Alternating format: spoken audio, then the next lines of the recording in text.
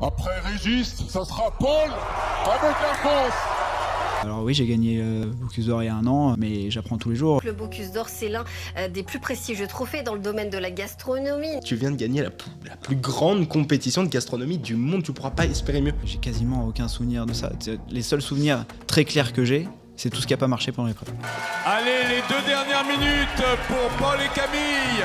Ton père l'a fait, tu viens de refaire un exploit à la limite de la probabilité 0%. Ça va, ça tient la route, mais je sais que c'est pas 100% de ce qu'on aurait pu faire. Un chef 1 étoile, il fait aussi bien la cuisine qu'un chef 3 étoiles. Tu fais combien d'heures par semaine quand tu prépares le Bocuse d'Or ? 10, 12, 14 heures par jour. Paul Marcon a remporté hier le Bocuse d'Or 2025. Mon père, il est allé au Bocuse d'Or, à l'époque c'est Paul Bocuse qui le désigne parce qu'il n'y a pas de sélection à l'époque. Pourquoi il y va ? Parce qu'ils l'ont vu passer 3 fois en finale du MOF, 3 fois il s'est raté. Mais connaître l'échec et la remise en question, je pense que c'est important. Le Bocuse d'Or, c'est la plus grande compétition au monde pour un cuisinier. Parce que les 3 étoiles, elles viennent parce que c'est là-bas. Il y a des 3 étoiles historiques, nous on n'est pas loin d'en faire partie parce que ça fait déjà un certain temps. Et ils vont devoir rechanger parce qu'il n'y a plus de place. Donc ils sont en train d'essayer de trouver une solution, de peut-être mettre 3 noms au lieu de 2 par pack. Je sais pas comment ils vont faire, mais il n'y a plus de place en tout cas. C'est incroyable de dire ça.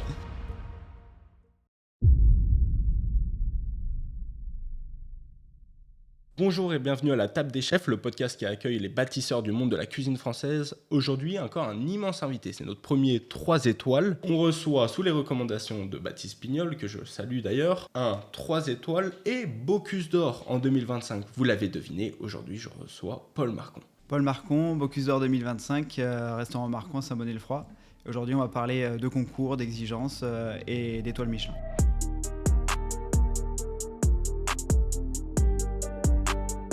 Tu vas bien ? Ouais. Je suis très content de t'avoir. Ça s'est fait très naturellement. On a mis du temps à le planifier. Bon, on va parler de plein de choses, comme tu l'as dit. Moi, j'adore ta vision très compétiteur. Si aujourd'hui, tu rencontrais quelqu'un qui ne te connaissait pas, comment tu te décrirais ?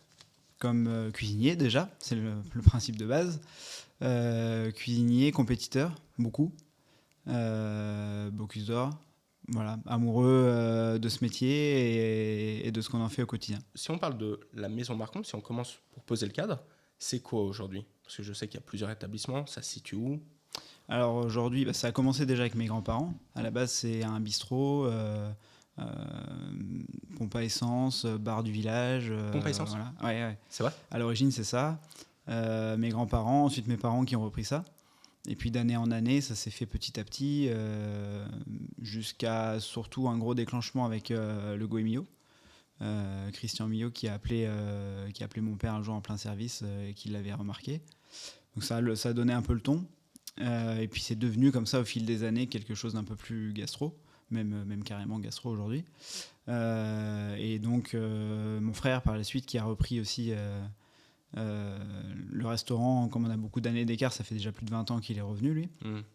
Mon autre frère qui gère aujourd'hui la partie spa, mon épouse qui est en salle, la compagne de mon frère qui travaille aussi dans le restaurant, plus dans les ressources humaines, la direction.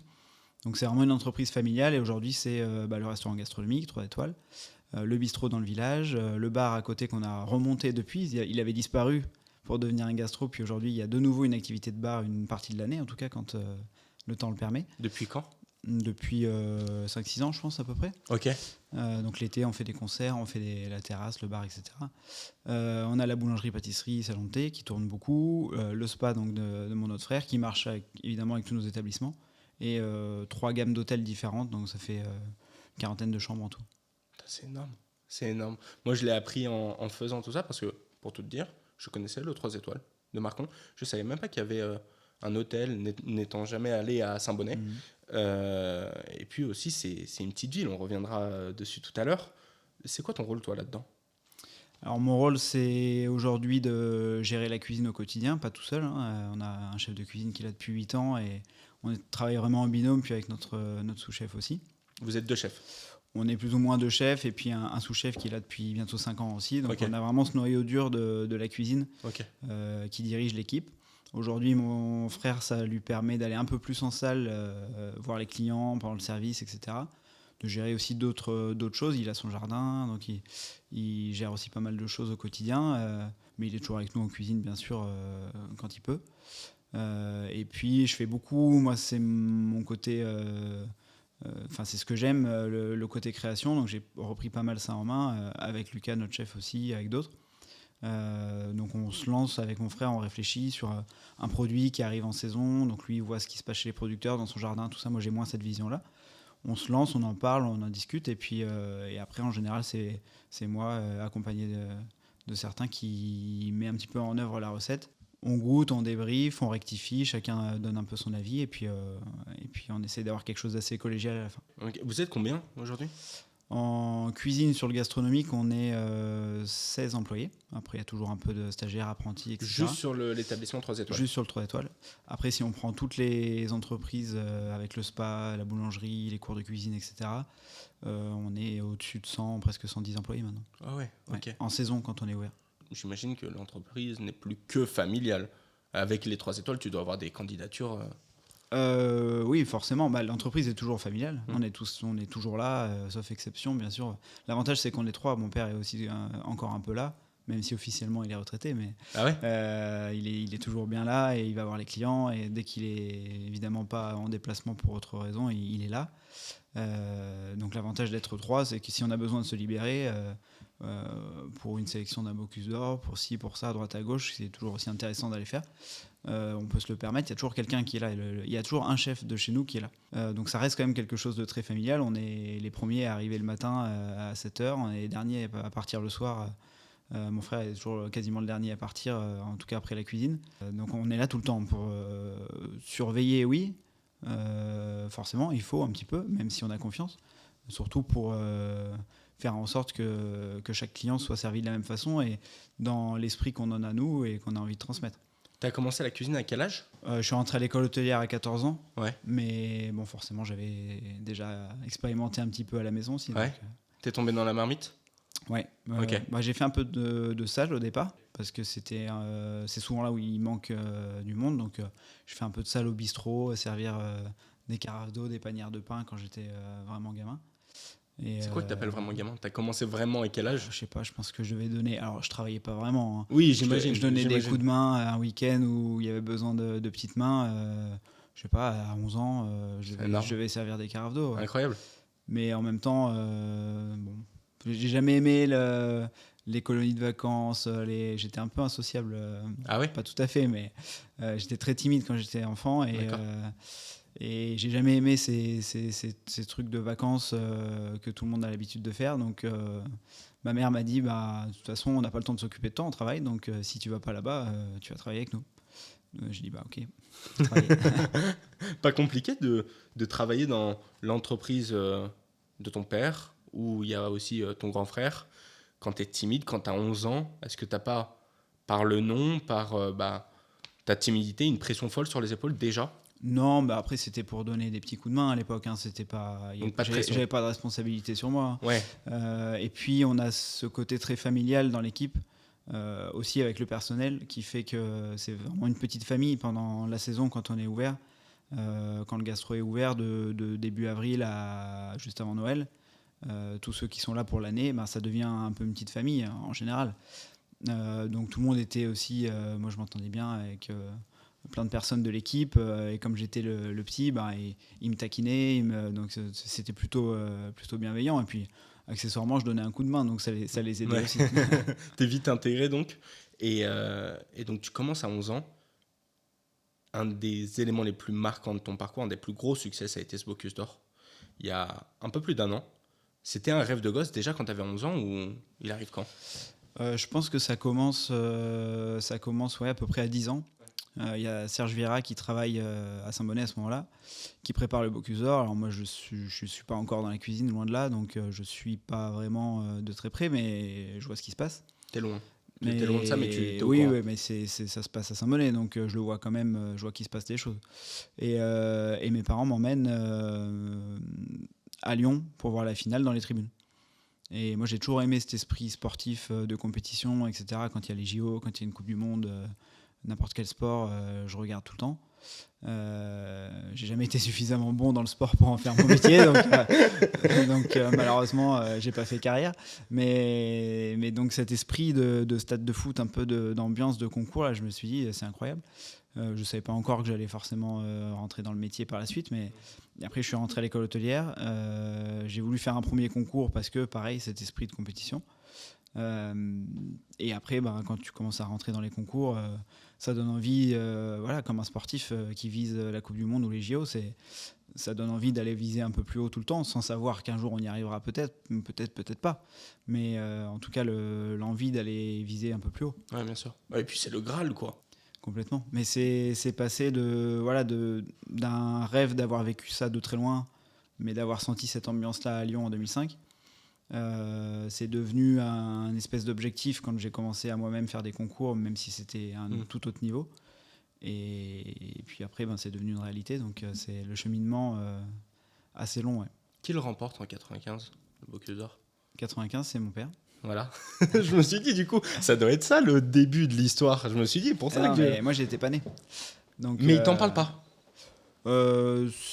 Pas forcément. Enfin, non, les premières années, après, j'ai pas forcément tous les souvenirs, mais non, quand on a 8 ans, qu'on n'est pas forcément dans la cuisine, ça fait pas partie des choses qui me racontent forcément. Après, quand je suis rentré dans le métier, oui, on en a beaucoup parlé. Il a attendu que tu aies la passion pour essayer de te la transmettre encore un peu plus. Après, le quotidien de cuisinier aussi, de restaurateur, ça va très vite. Donc, lui, il a fait ça. Bon, après, il s'est passé encore plein de choses. J'ai beaucoup plus de souvenirs de 2005, de la 3e étoile qui tombe. D'accord. Parce que je l'ai vécu avec eux, que le Bocuse d'Or, à la rigueur. Moi, je suis arrivé, donc mes premiers souvenirs, ils sont quand même déjà quelques années après qu'il l'ait gagné. Donc, c'est pas qu'on a arrêté d'en parler, mais c'est pas un sujet d'actualité frais, quoi. Aux yeux du grand public, c'est pas très reconnu, le Bocuse d'Or. Comment tu l'introduis, le Bocuse d'Or si moi, je savais pas ce que c'était, qu'est-ce que tu dirais? Moi, je dirais que c'est les Jeux Olympiques de la cuisine, tout simplement. Jeux Olympiques plus que Coupe du Monde, de mon avis. Ouais. C'est pas une grosse différence, mais il y a vraiment cet esprit Jeux Olympiques dans certains sports, c'est même beaucoup plus important qu'un championnat du monde. Et il y a cet esprit aussi assez exceptionnel, enfin c'est tous les 4 ans. Nous, c'est tous les 2 ans le Bocuse d'Or, mais ce côté, c'est pas si souvent et il faut pas se rater. Qu'on a aussi au Bocuse d'Or parce que même si c'est tous les 2 ans, c'est quand même quelque chose à part, la compétition, c'est pas notre métier au quotidien. Complètement. Donc ça doit rester, je pense, quelque chose, une parenthèse, entre guillemets. Pour beaucoup, ça a toujours été cette compétition la plus prestigieuse de la gastronomie. Alors au début, j'étais pas là pour en témoigner, mais dès le début, ça a été créé par Paul Bocuse. Donc déjà, de base, ça pose un petit peu le débat. Et ça a été tout de suite pensé comme quelque chose d'international. Donc forcément, ça devient une référence de par le nom et de par le fait que ça rassemble les pays. Et après, je pense que c'est à la fois les acteurs qui sont passés, tous les candidats qui se sont succédés, les pays qui ont mis en œuvre des moyens, qui ont vraiment professionnalisé ça, beaucoup plus que ce que c'était les premières années. Et c'est ça qui fait qu'aujourd'hui, c'est tellement immense. Tout le monde aujourd'hui est à un niveau, tous ceux qui vont en finale, même des petites équipes, sont à un niveau quasi professionnel. Alors, nous, en cuisine, ça ne veut pas dire grand-chose, professionnel ou pas, mais dans la structure, dans l'entraînement, tout est millimétré maintenant, beaucoup plus qu'avant. Ça l'était avant, bien sûr, mais d'une manière différente. C'est quand tu te dis, je vais me lancer dans cette aventure, je vais la tenter, je vais essayer de succéder à mon père. Succéder au moment où tu te lances, du coup, Davy l'avait déjà remporté? Oui. Ok, au moment où vraiment tu conscientises que tu veux y participer, Davy l'a remporté? Oui, je l'avais déjà en tête avant. Ah, d'accord. Mais, mais au moment où je prends la décision que c'est cette année et que j'y vais, c'est de fin 2022. Ouais. Donc lui, il a déjà gagné 1 an avant. Et qu'est-ce qu'il fait? T'as eu un élément déclencheur ou ça s'est fait au fil du temps? C'est la prise de conscience de je me sens capable de le faire, d'essayer en tout cas. Et je fais le trophée de l'Aven, je travaille en Suède à ce moment-là. Ouais. Je fais le trophée de l'Aven depuis la Suède. Donc je m'entraîne tout seul. Je suis désolé, c'est quoi le trophée de l'Aven? C'est un concours de cuisine à peu près le même format horaire, 5h30. D'accord. Que le Bocuse d'Or, donc c'est pour ça aussi que j'avais choisi celui-là. Et donc pour te mettre dans les mêmes conditions, quoi. Ouais, et puis il y a beaucoup de concours qui font 3h30, 4h. Ouais. 5h30, c'est un gros gap à passer quand même. Et je l'ai senti plusieurs fois. Donc j'avais envie de me tester là-dessus aussi avant. Et donc je prépare ça depuis la Suède, donc quasiment tout seul. Mes collègues qui me donnent 2-3 avis, qui goûtent, qui me donnent des avis, mais pas plus que ça, parce que des thèmes aussi un peu inspirés, classiques français, donc ils sont pas trop à même de m'aider non plus là-dessus. Donc pour le coup, je le fais vraiment quasiment tout seul. Je rentre une semaine avant, je fais deux entraînements à Saint-Bonnet avant de partir à Paris, c'est tout. J'en fais en Suède, mais je veux dire, j'en fais deux à la maison avant de partir au concours. Mais t'as dû être la personne qui s'est le moins entraînée. Non, mais je me suis entraîné beaucoup. Ok. Mais tout seul de mon côté. Ok. J'avais pas ce côté environnement que j'avais avant. Et tu le gardais secret un peu ? Non, pas du tout. Mais j'étais à l'autre bout de l'Europe, donc forcément, j'étais beaucoup plus éloigné. Et je le gagne. Et pour le coup, je le gagne avec 100% de mes convictions, 100% de mes choses dedans. Il y a plein de concours avant. Quand tu es trop jeune, tu sais pas trop dans les recettes. Des fois, tu sèches un peu sur la créativité, etc. Donc forcément, tu te fais aider. Et tu te retrouves à pas toujours faire des choses qui t'appartiennent vraiment. Mais parce que tu as besoin d'être aidé aussi. C'est pas une critique. Sauf qu'à un moment, il faut passer le palier. Et surtout pour le Bocuse d'Or, il faut faire les choses à sa façon et il faut en être persuadé. Et quand je gagne le Delaven, en sachant que j'ai vraiment fait les choses là complètement moi-même, c'est le déclencheur de dire j'étais capable de faire ça en venant avec une valise de matériel au lieu d'arriver avec un camion, puisque j'arrivais avec l'avion.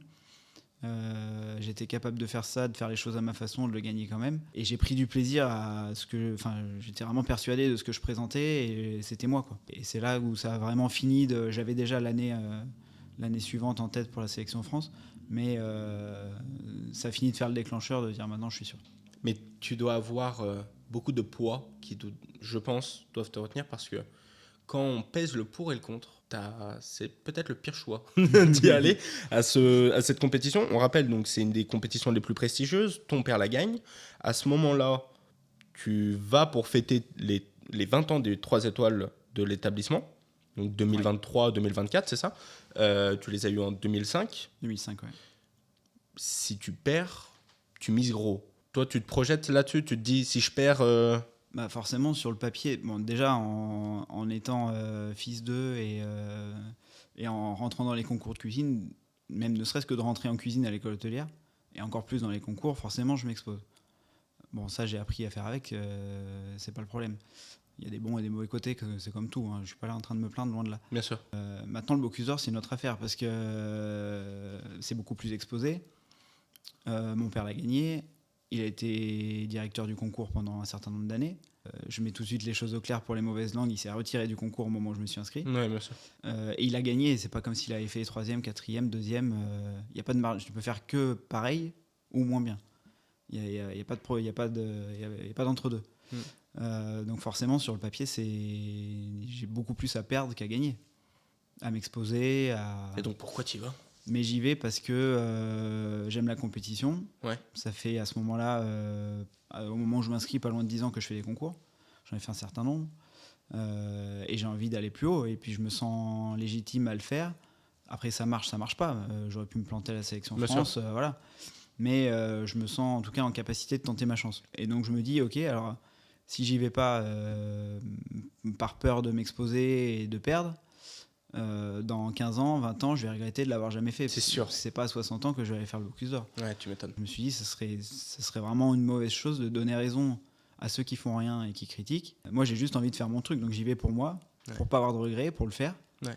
Après, l'histoire a fait que aujourd'hui, c'est facile à dire et que tout le monde applaudit. C'est ça. Machin. C'est ça. Mais ouais, il y a pas mal de choses qui se passent entre temps. J'en parlais avec des amis, ils me disaient, mais non, mais regarde, il a bien fait. Oui. Ouais, maintenant, oui, c'est facile à dire. Tu disais que tu voulais pas le faire trop tard. Il y a un bon âge pour passer des compétitions dans la cuisine, pour être performant en cuisine ?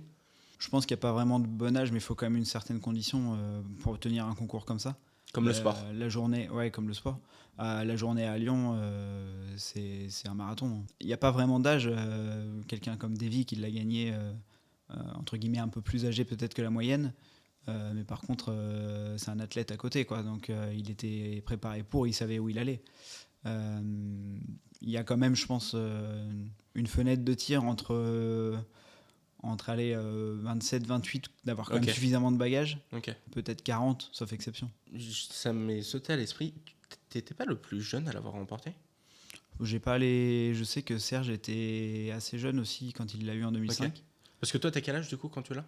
Quand je l'ai, j'ai 29 ans. Ouais, enfin c'est l'année de mes 30 ans, mais... Ouais, ça va pas être bien loin dans les C'est dans immense les de dire Bocuse ça. d'or.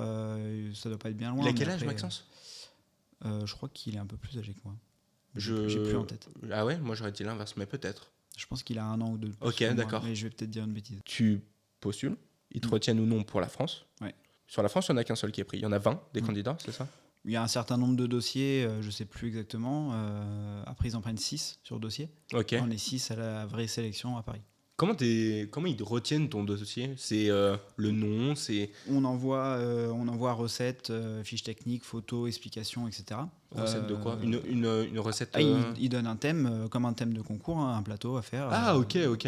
Nous, on avait 3 semaines pour faire un plateau entier, photos, recettes, etc. Donc, ils regardent forcément les recettes, que ça tienne la route, les photos, si c'est joli, si c'est bien construit, etc. Si c'est dans l'esprit aussi du concours, parce que c'est un concours un peu à part. Et forcément, il y a une petite part de CV aussi. Celui qui se présente sans avoir jamais fait de concours. Alors oui, si c'est un gars super solide et que la recette tient la route, il sera pris quand même. Si ça a des petites imperfections, mais que c'est quelqu'un qui a déjà prouvé sur d'autres concours, entre guillemets, sa valeur, ça peut aussi rattraper. Il y a forcément un ensemble de tout. Après, en sortir 6, c'est pas toujours... il y a un gros nombre de dossiers en général, il y a aussi beaucoup de tri, donc 6 c'est déjà une belle sélection. Tu penses que quand ils ont vu ton dossier avec les 3 étoiles, ton nom de famille, ça t'a aidé ou ça t'a plus pénalisé? Après, tout le monde savait que j'y allais, donc c'était pas le problème. Ouais. Mais après, je pense que les recettes, moi j'ai jamais fait cette étape de sélection, même après là. Je pense que les recettes sont quand même regardées anonymement, et après il doit y avoir, s'il y a un petit débat entre quelques-uns, D'accord. il doit y avoir une petite consultation, mais normalement à la base Ils cachent le nom. les dossiers sont regardés anonymement. C'est bien ça. Oui, c'est toujours mieux. Sur beaucoup de concours, c'est comme ça. Après, le Bocuse d'or, c'est un peu l'exception, entre guillemets, parce que c'est un show, et quand on déguste, forcément, le jour J, on sait exactement qui sort, mais ça fait partie de l'ambiance du concours qui est comme ça. J'imagine. Donc, ils en sélectionnent un seul qui va à l'Europe. Là, par contre, il y a 20 nations qui sont représentées à l'Europe. Oui. En tout cas, aujourd'hui, c'est comme ça. 10 sont retenus. Oui. Et à la fin, il y a le monde qui se joue. Et là, il y a 30 nations. 24. 24.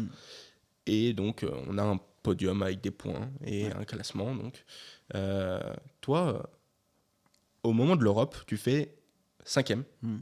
Comme Maxence, récemment, qui t'a un peu recopié, qui a fait le même chemin que toi, qui a fait 5e. Toi, tu es satisfait quand tu sors, quand ils annoncent ce classement, tu réagis comment? À l'Europe, je suis content d'être 5e. Parce qu'il s'est passé une préparation un peu délicate, on va dire. On a manqué un peu de temps sur certaines choses, manqué un peu d'équipe autour. Ok. À plein temps, en tout cas. Parce que tu as le 3 étoiles à côté. Non, alors pour la France, j'étais encore au restaurant. Ok. Pour l'Europe, je me suis détaché à partir de Bien. l'Europe. Ouais. Ok, d'accord. On a manqué un peu de monde autour pour se préparer. On a bloqué un peu sur certains sujets de recettes. Le Rennes de Norvège, déjà le temps de l'avoir, c'était un peu compliqué, mais ça, c'est pas une excuse. J'ai bloqué sur les recettes. Un peu page blanche, quoi. Enfin, pas page blanche, mais on ne trouve pas de solution suffisamment au niveau. Bien sûr, on sait faire des choses, mais suffisamment au point. Et à un moment, tu es rattrapé par le temps, quoi. Ouais. Donc, quand on part en Norvège, je suis déjà mitigé avant de partir sur ce que je vais présenter. Ça va, ça tient la route, mais je sais que c'est pas 100% de ce qu'on aurait pu faire. Donc, j'y vais déjà un peu par reculons, mais je sais qu'il y a des marges d'amélioration de partout. Je sais déjà à peu près où. Et voilà, mais l'Europe, c'est aussi un test grandeur nature. Hein. Bien sûr. L'objectif, c'est quand même de se qualifier à la base. Et que tu sois 10e ou 1er, ça change quelque chose? Ça change la vision des autres. La confiance. Mais pour la finale, ça change rien. Ouais. À la rigueur, vaut peut-être mieux finir 4 ou 5e, on est moins attendu. Un peu moins. Moins de pression. Je pense qu'il n'y a pas de règle. De toute façon, c'est des... Oui, puis tu vas pas choisir, tiens, je veux faire 4e, non, c'est mieux. c'est des suppositions de tout le monde. On Bien dit, sûr. ah bah oui, c'est mieux d'être caché, c'est mieux de ci, c'est mieux de ça. Celui qui marque les esprits, qui fait premier large à l'Europe, il est attendu derrière, mais enfin après, il n'y a pas de vérité. Mais en tout cas, en y allant, on savait qu'on avait une grosse marge de progression sur certains points. J'avais déjà en tête plein de choses à faire différemment. Et donc, partant de là, finir 5e, c'est pas si mal. On est dans la première moitié des qualifiés. D'accord.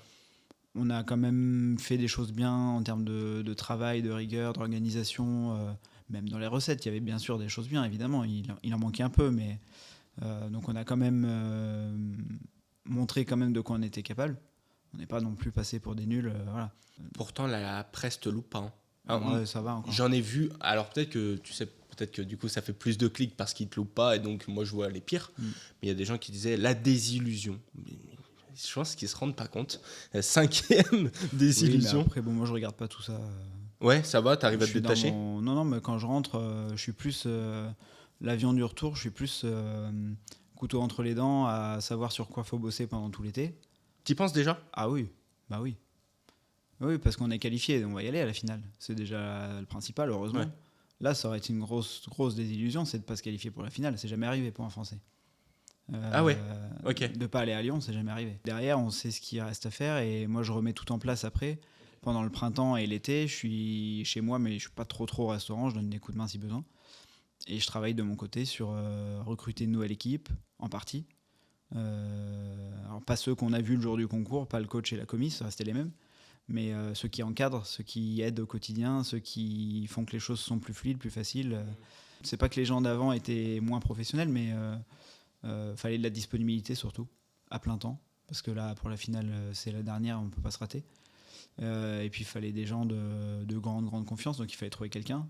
Retravailler la structure de l'équipe, quel rôle pour tout le monde, sur quel point il faut insister,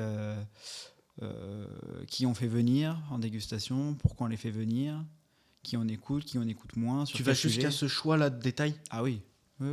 Quand on part pour la prépa de la finale, on a déjà une liste de chefs avec Christophe qui est déjà établie. On sait pourquoi on le fait venir lui, pourquoi un autre, sur quel sujet, comment on les fait venir. Pas juste pour goûter, donner leur avis, repartir sans connaître le concours, sans connaître le règlement, sans rien. Ça peut plus durer. Donc on les fait venir, on les fait arriver le matin. Quand c'est dans la phase de développement des recettes, on les fait arriver le matin, voir les finitions avec nous, commencer à poser des questions. Pourquoi vous faites comme ça? Là, on commence déjà à expliquer. Oui, mais parce que la veille, on a fait comme ça, on s'est heurté à un problème, voilà pourquoi on en est là. D'accord. Et la déguste, après, elle n'est pas la même. Parce qu'ils sont dans le même cheminement. Nous, on y est tous les jours. Ouais. 10, 12, 14 heures par jour. On est dans le truc, on le vit, on le pense. C'est des chiffres réels, ça? 10, 12, 14 heures par jour? Oui. Juste de travail, de prépa, de recherche, de cuisine. Sans compter tout ce qu'il y a autour. Oui, sans compter après le sport, etc. Ouais. J'ai 1000 questions qui me viennent en tête. Tu fais combien d'heures par semaine quand tu prépares le Bocuse d'Or? Et bizarrement, presque moins qu'en restaurant. On n'a pas le service du soir qui finit tard. On n'a pas. Moi, j'ai jamais été aussi reposé que pendant le Bocuse d'Or. Oui, parce que tu dois être optimal, quoi. Je me couche le soir tôt. Voilà. Ok. Mais on faisait à peu près 7 heures le matin, réveil musculaire, machin, briefing un peu de la journée, essai toute la journée, jusqu'à en moyenne, sur la période de développement, 18h, 19h. Tous les jours? Ça dépend des jours, parfois ça déborde. Il y a un chef qui vient exprès, qui arrive un peu tard, on reste un peu plus tard parce qu'il faut optimiser ce temps-là. Donc tu fais entre 70 et 80 heures de travail, c'est ça? Non, on faisait 6 jours par semaine. Ah d'accord, ouais, donc plus 60-70. Ouais. 6 jours par semaine, 6 jours, 5 jours et demi, ça dépend. Puis après, par contre, quand ça arrive au mois de janvier, quand on fait les blancs, on a démarré juste après Noël. Quand on fait les blancs, on en fait tous les 2 jours. Comment ça se passe juste avant qu'ils annoncent le résultat du Bocuse d'Or Monde en 2025 à Lyon? Tu te dis que tu es satisfait? Tu sens qu'il y a quelque chose qui va se passer ou... En fait, on n'a pas eu le temps de trop réfléchir parce que la veille, moi j'ai fait la tournée des sponsors dans le Syrah. Donc j'ai pas vu ce qui sortait. Je voulais surtout pas avoir de photos. Il y a 2-3 chefs qui ont commencé à venir me voir, à me dire ouais, c'est bien pour toi, j'ai vu un tel et tout. Non, je veux rien savoir. Ok. Donc parce que ça se juge sur 2 jours. Ouais. D'accord. La moitié des équipes le premier jour et non passé le deuxième. Donc le premier jour, je voulais surtout rien savoir. Le deuxième, on passe, donc il y a 24 équipes, 12 par jour. On passe numéro 8 le deuxième jour sur 12. Ok. Donc le temps qu'on revienne dans le box, qu'on nettoie à la fin, qu'on évacue le matériel, etc., tout le monde a fini. Donc pareil, le deuxième jour, je vois rien de ce qui sort des autres pays. Et puis comme on est 8, on finit quand même relativement tard dans le planning. Donc le temps de se poser une demi-heure, monter voir un peu les supporters dans la tribune, profiter un peu de l'ambiance autant qu'on peut. Et puis il faut se préparer pour la cérémonie. Donc on n'a pas le temps de cogiter. Alors après il y a des jurys qui viennent, c'était super, machin. Ils viennent tous dire toujours que c'est Ouais, super. ouais. Il n'y en a pas un qui va venir te dire c'était nul. T'as jamais eu une mauvaise remarque? Si, ça peut arriver. Sur des concours où tu fais vraiment un truc, tu rates un truc, ça peut arriver qu'on vienne te dire ça c'était pas top. Ils viennent pas t'as te raté, dire les points faibles qu'ils pensent de ta presta? mais surtout au Bocuse d'Or. Pourquoi? C'est un jeu aussi un peu des pays, d'influence. Beaucoup d'enjeux? Ouais. Tout le monde, chaque jury va venir te dire c'est super. Incroyable. Évidemment. Et surtout à 10 minutes des résultats, il va pas venir te dire moi j'ai pas aimé. C'est rare. Ou pas cash comme ça en tout cas. Donc forcément, moi je prends ça. Il y en a quelques-uns qui viennent me voir, mais je prends ça avec beaucoup de pincettes parce que déjà, même s'ils disent quelque chose de bien, même si c'est vrai, même si c'est fondé, ils en savent rien. Il y a une note de dégustation sur le premier plat, sur le deuxième plat, et une note de jury cuisine, technique, organisation, hygiène, etc. Il y a potentiellement des pénalités s'il y a une erreur qu'on a fait, une mauvaise interprétation du sujet qu'on n'a pas vu, etc.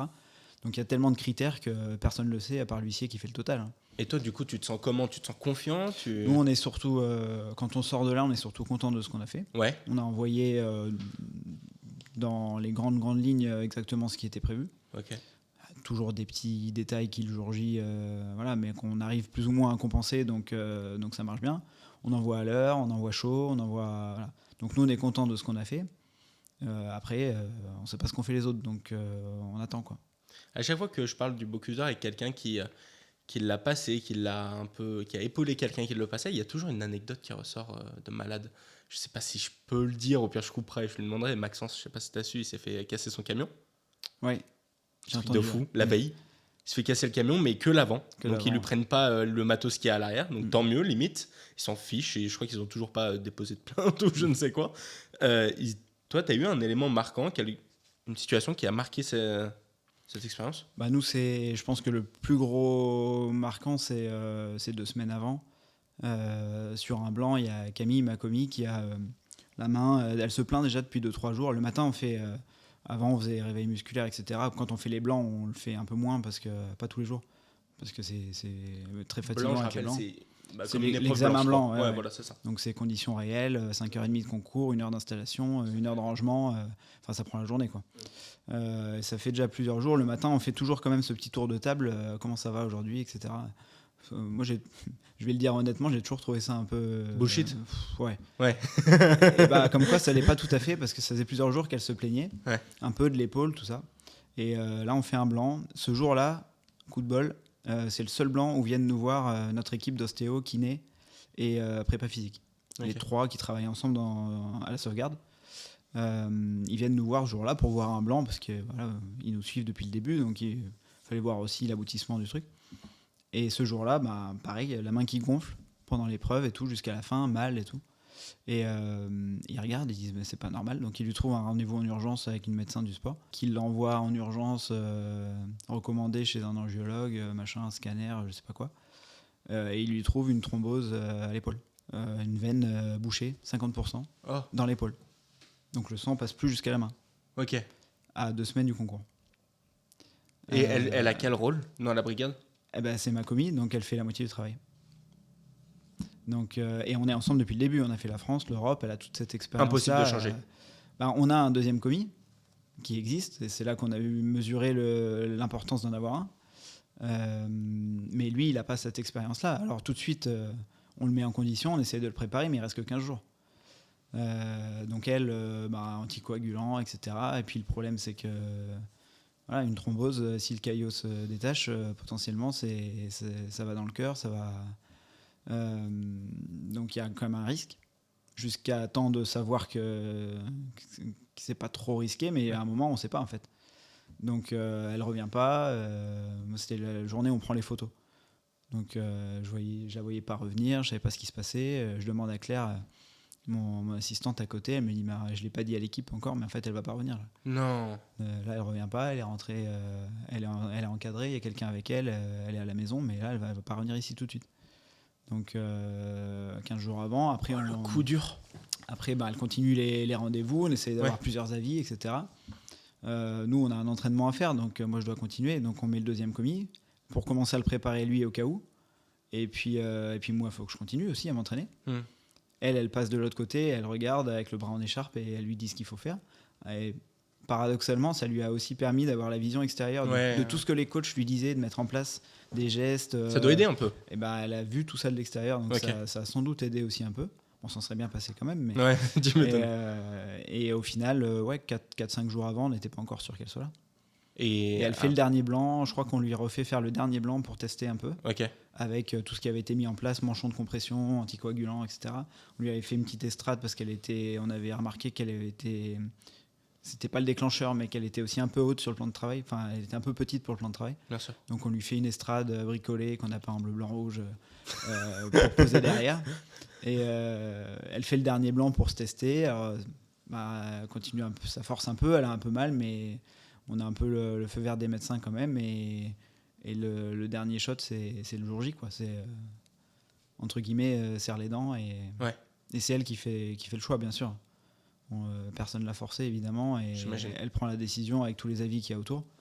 Mais ouais, là, pour l'équipe, pendant 15 jours, c'était fou. C'était compliqué. C'est de la folie. Et derrière, elle gagne meilleure commis, et on gagne le concours tous les deux. Justement, je voulais t'en parler de ça. Déjà, meilleure commis, c'est magnifique. Quand tu gagnes le concours, quand tu es sur scène, au moment où il prononce ton nom, donc il prononce le nom de la France, etc., c'est quoi les premières idées qui te passent par la tête ? Je me rappelle pas. Ah ouais. J'ai pas de souvenir. Presque blackout, presque. Ouais. Je sais qu'ils annoncent prix spéciaux. Alors prix spéciaux, meilleur plateau, meilleure assiette, ça faut pas l'avoir. C'est pas très bon signe. C'est l'autre consolation de meilleur plateau, meilleure assiette, oui, mais hors podium. Ok. Donc quand ils appellent, en gros, ça veut dire que t'es en général 4, 5 ou 6 si t'as un plat très fort et un moins bien. Ou exceptionnellement un peu moins, mais en tout cas t'es pas sur le podium, donc ça faut pas l'avoir. Passe la Norvège et passe je sais plus qui pour ses prix spéciaux. Déjà la Norvège, ça fait un client en moins. Derrière, troisième, deuxième, Suède, Danemark. Je dis maintenant soit on est vraiment planté, donc t'es en dessous des... on est en dessous des 5, 6 quoi. Soit c'est nous. Mais je vois forcément, on est à Lyon, tout le monde commence à y croire, tout le monde a son avis sur la question. Nous, on est devant, on voit les partenaires devant, donc il y a forcément beaucoup d'entreprises françaises, etc. Des gens, parfois même des sponsors de la Team France que je connais, avec qui j'ai travaillé pendant ces 2 ans. Donc tout le monde commence à nous regarder, à sortir les téléphones, à pointer, machin. Et moi, je veux rien voir de tout ça, surtout, donc je regarde par terre. Je regarde par terre. Regardes le sol. Je pense que pendant 4-5 minutes, j'ai pas levé la tête, je regardais par terre, je regardais mes pieds. Je voulais surtout pas voir le regard de personne, en fait. Et après, ils annoncent et je sais même pas ce que je ressens à ce moment-là. Je saute, je crie. Christophe, Camille, Romuald, le président de la team, me saute dessus. Enfin, on s'attrape et puis voilà. Ton père est dans le public. Ouais. Il voit tout ça. Ouais. C'est quoi les premiers mots que vous échangez ? Je sais plus. Non, mais j'ai aucun souvenir à partir de là. T'as bu ou quoi ? La journée entière, en fait, c'est tellement intense. On est tellement préparé à ne pas subir la pression. On s'entraîne, coach mental, bien sûr, etc. Bien sûr. On est tellement préparé à tout ça. Parce qu'il y a le public, il y a le bruit, tu peux pas te permettre d'être déstabilisé. Sauf que du coup, tu es tellement préparé que tu subis plus rien. Il y a le démarrage de l'épreuve, je revois des vidéos, il y a 80, 100, 110 personnes devant mon box qui attendent le démarrage pour être là, pour prendre la photo, prendre le truc. Moi, j'ai l'impression d'être seul au monde. Je vois rien. Et en fait, c'est même vachement... C'est le but, c'est l'objectif. Et tant mieux, parce que sinon, le résultat n'est pas là. Ouais, bien sûr. Mais après coup, du coup, c'est vachement frustrant parce que il y avait, je sais pas combien de supporters, j'avais des amis de longue date qui ont fait des banderoles, des trucs, des tifos, mais moi, j'ai rien vu de tout ça. Tu penses qu'être sentimental, c'est le pire truc pour être un compétiteur ? Il faut réussir à être stoïque. Il se passe de la merde, c'est pas grave, on va se remettre dedans. Il se passe un truc bien, mais il reste encore la suite à faire. Bah ouais, faut être assez froid. Enfin, faut être assez clinique. Pour être un compétiteur ? Je pense. En tout cas, quand on rentre dans le mode compétition. Après, tu as plein de compétiteurs qui peuvent être très émotifs en dehors, sur d'autres sujets. Ou quand au moment du résultat tombe. Et tout. Ouais. Moi, ça n'a jamais été mon cas. Camille et Christophe qui sont avec moi, au moment des résultats, que ça soit à la France ou au monde, tu regardes les images du podium, on en rigole entre nous parce que eux, ils exaltent. Ils sont en pleurs. Et toi, je me dis, il a pas entendu. Tu vois, tu cries et tout. Non, mais parce que on a tellement tout mis en place pour que ça se passe comme ça c'est presque, je dis pas que c'est logique, mais dans ma tête, c'est juste un aboutissement de ce qui a été fait. Ça veut pas dire que c'est pas... c'est un peu le sentiment, pas de l'imposteur, mais puisque ça m'arrive à moi, c'est que pourquoi moi ? Parce que c'est que ça doit être... T'es devenu trop rationnel. Non, mais c'est assez particulier. Mais la journée, en général, du matin jusqu'à la fin, la remise des prix, la soirée, jusqu'au lendemain, j'ai quasiment aucun souvenir de ça. Les seuls souvenirs très clairs que j'ai, c'est tout ce qui n'a pas marché pendant l'épreuve. Ah ouais ? Ça, c'est très très clair dans ma tête, par contre. Tout ce qui n'est pas allé pendant l'épreuve. Et il y en a eu un paquet. Mais et ça, c'est très clair. Mais tout le reste, c'est très flou.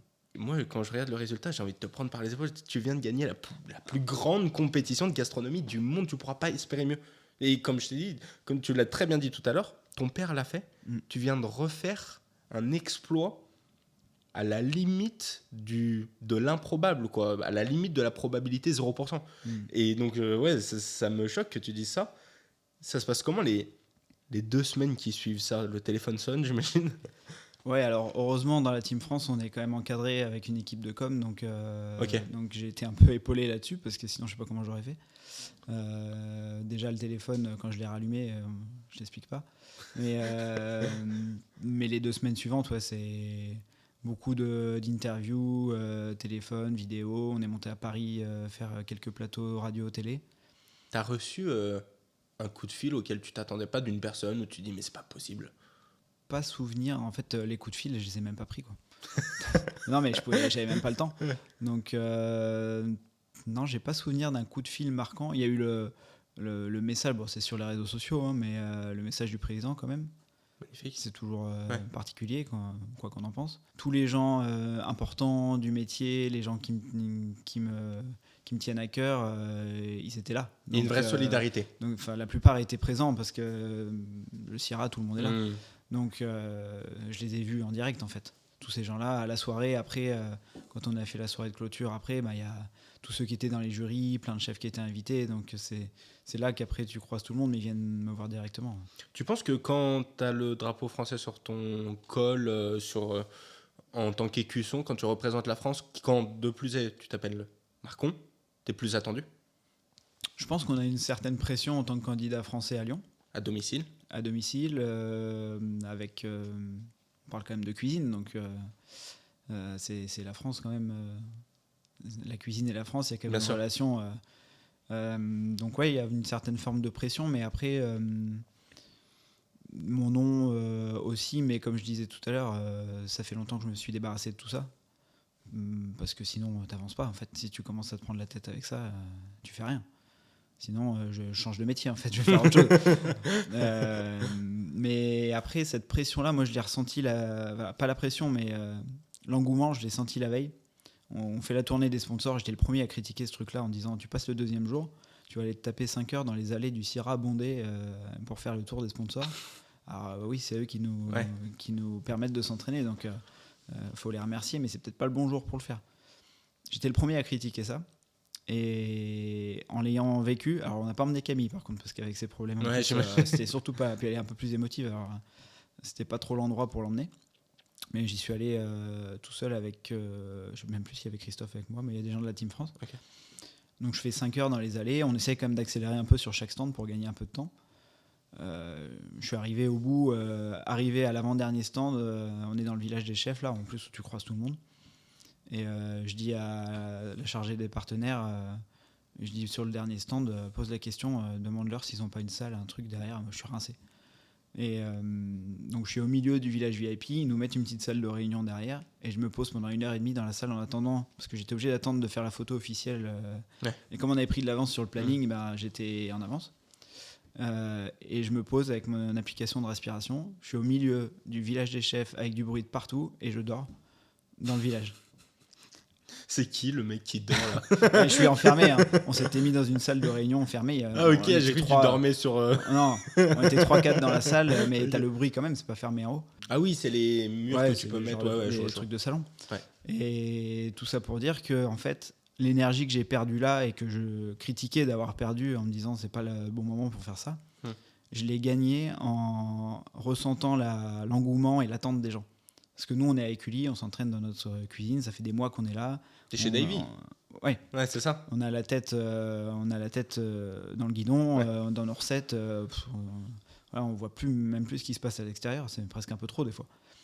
Et là, on est au Sierra, et tous les gens que je croise me disent un mot, bon courage, bonne chance, on croit en vous, machin.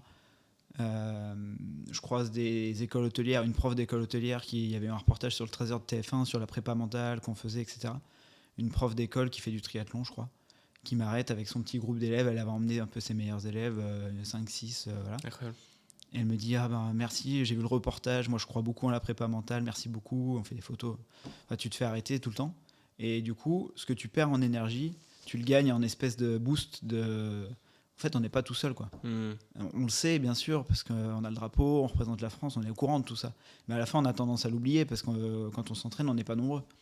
Et là, on sent dans les allées du Sierra que c'est l'événement tous les 2 ans, et tout le monde attend que ça, quoi. J'ai regardé un peu les questions les plus posées. On y a répondu à travers ce long chapitre sur le Bocuse d'Or qui, ma foi, est très intéressante. Dans les questions les plus posées, il y a récompense Bocuse d'Or. J'imagine que ça t'a ouvert des opportunités immenses.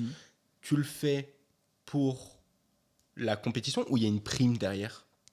Il y a toujours une petite récompense. Parce que du coup, tu travailles pas pendant ce temps-là. Donc j'imagine qu'il y a un minimum de dédommagement, on va dire un minimum. Alors, déjà, de base, on ne fait pas des concours de cuisine pour gagner de l'argent. Sinon, on ne fait pas ça. Forcément, plus le concours est gros, entre guillemets, ou plus il y a de sponsors qui offrent des choses. Le Bocuse d'Or, c'est pas des cadeaux, mais sur certains concours, c'est les sponsors qui offrent des cadeaux. En général, des sponsors du métier, donc du matériel, des choses utiles en plus. Donc, bon, c'est toujours valorisant. On se donne beaucoup pour préparer, donc c'est toujours sympa quand même de recevoir quelque chose. Mais on ne le fait pas pour ça. Et oui, c'est 18 mois quasiment où je me suis détaché. Moi, j'ai la chance avec Saint-Bonnet, avec le restaurant, d'avoir pu me détacher sans avoir trop à me préoccuper des autres sujets de la vie quotidienne. J'ai cette chance-là. Et je pense que il faut être entouré, il faut avoir quelqu'un derrière pour...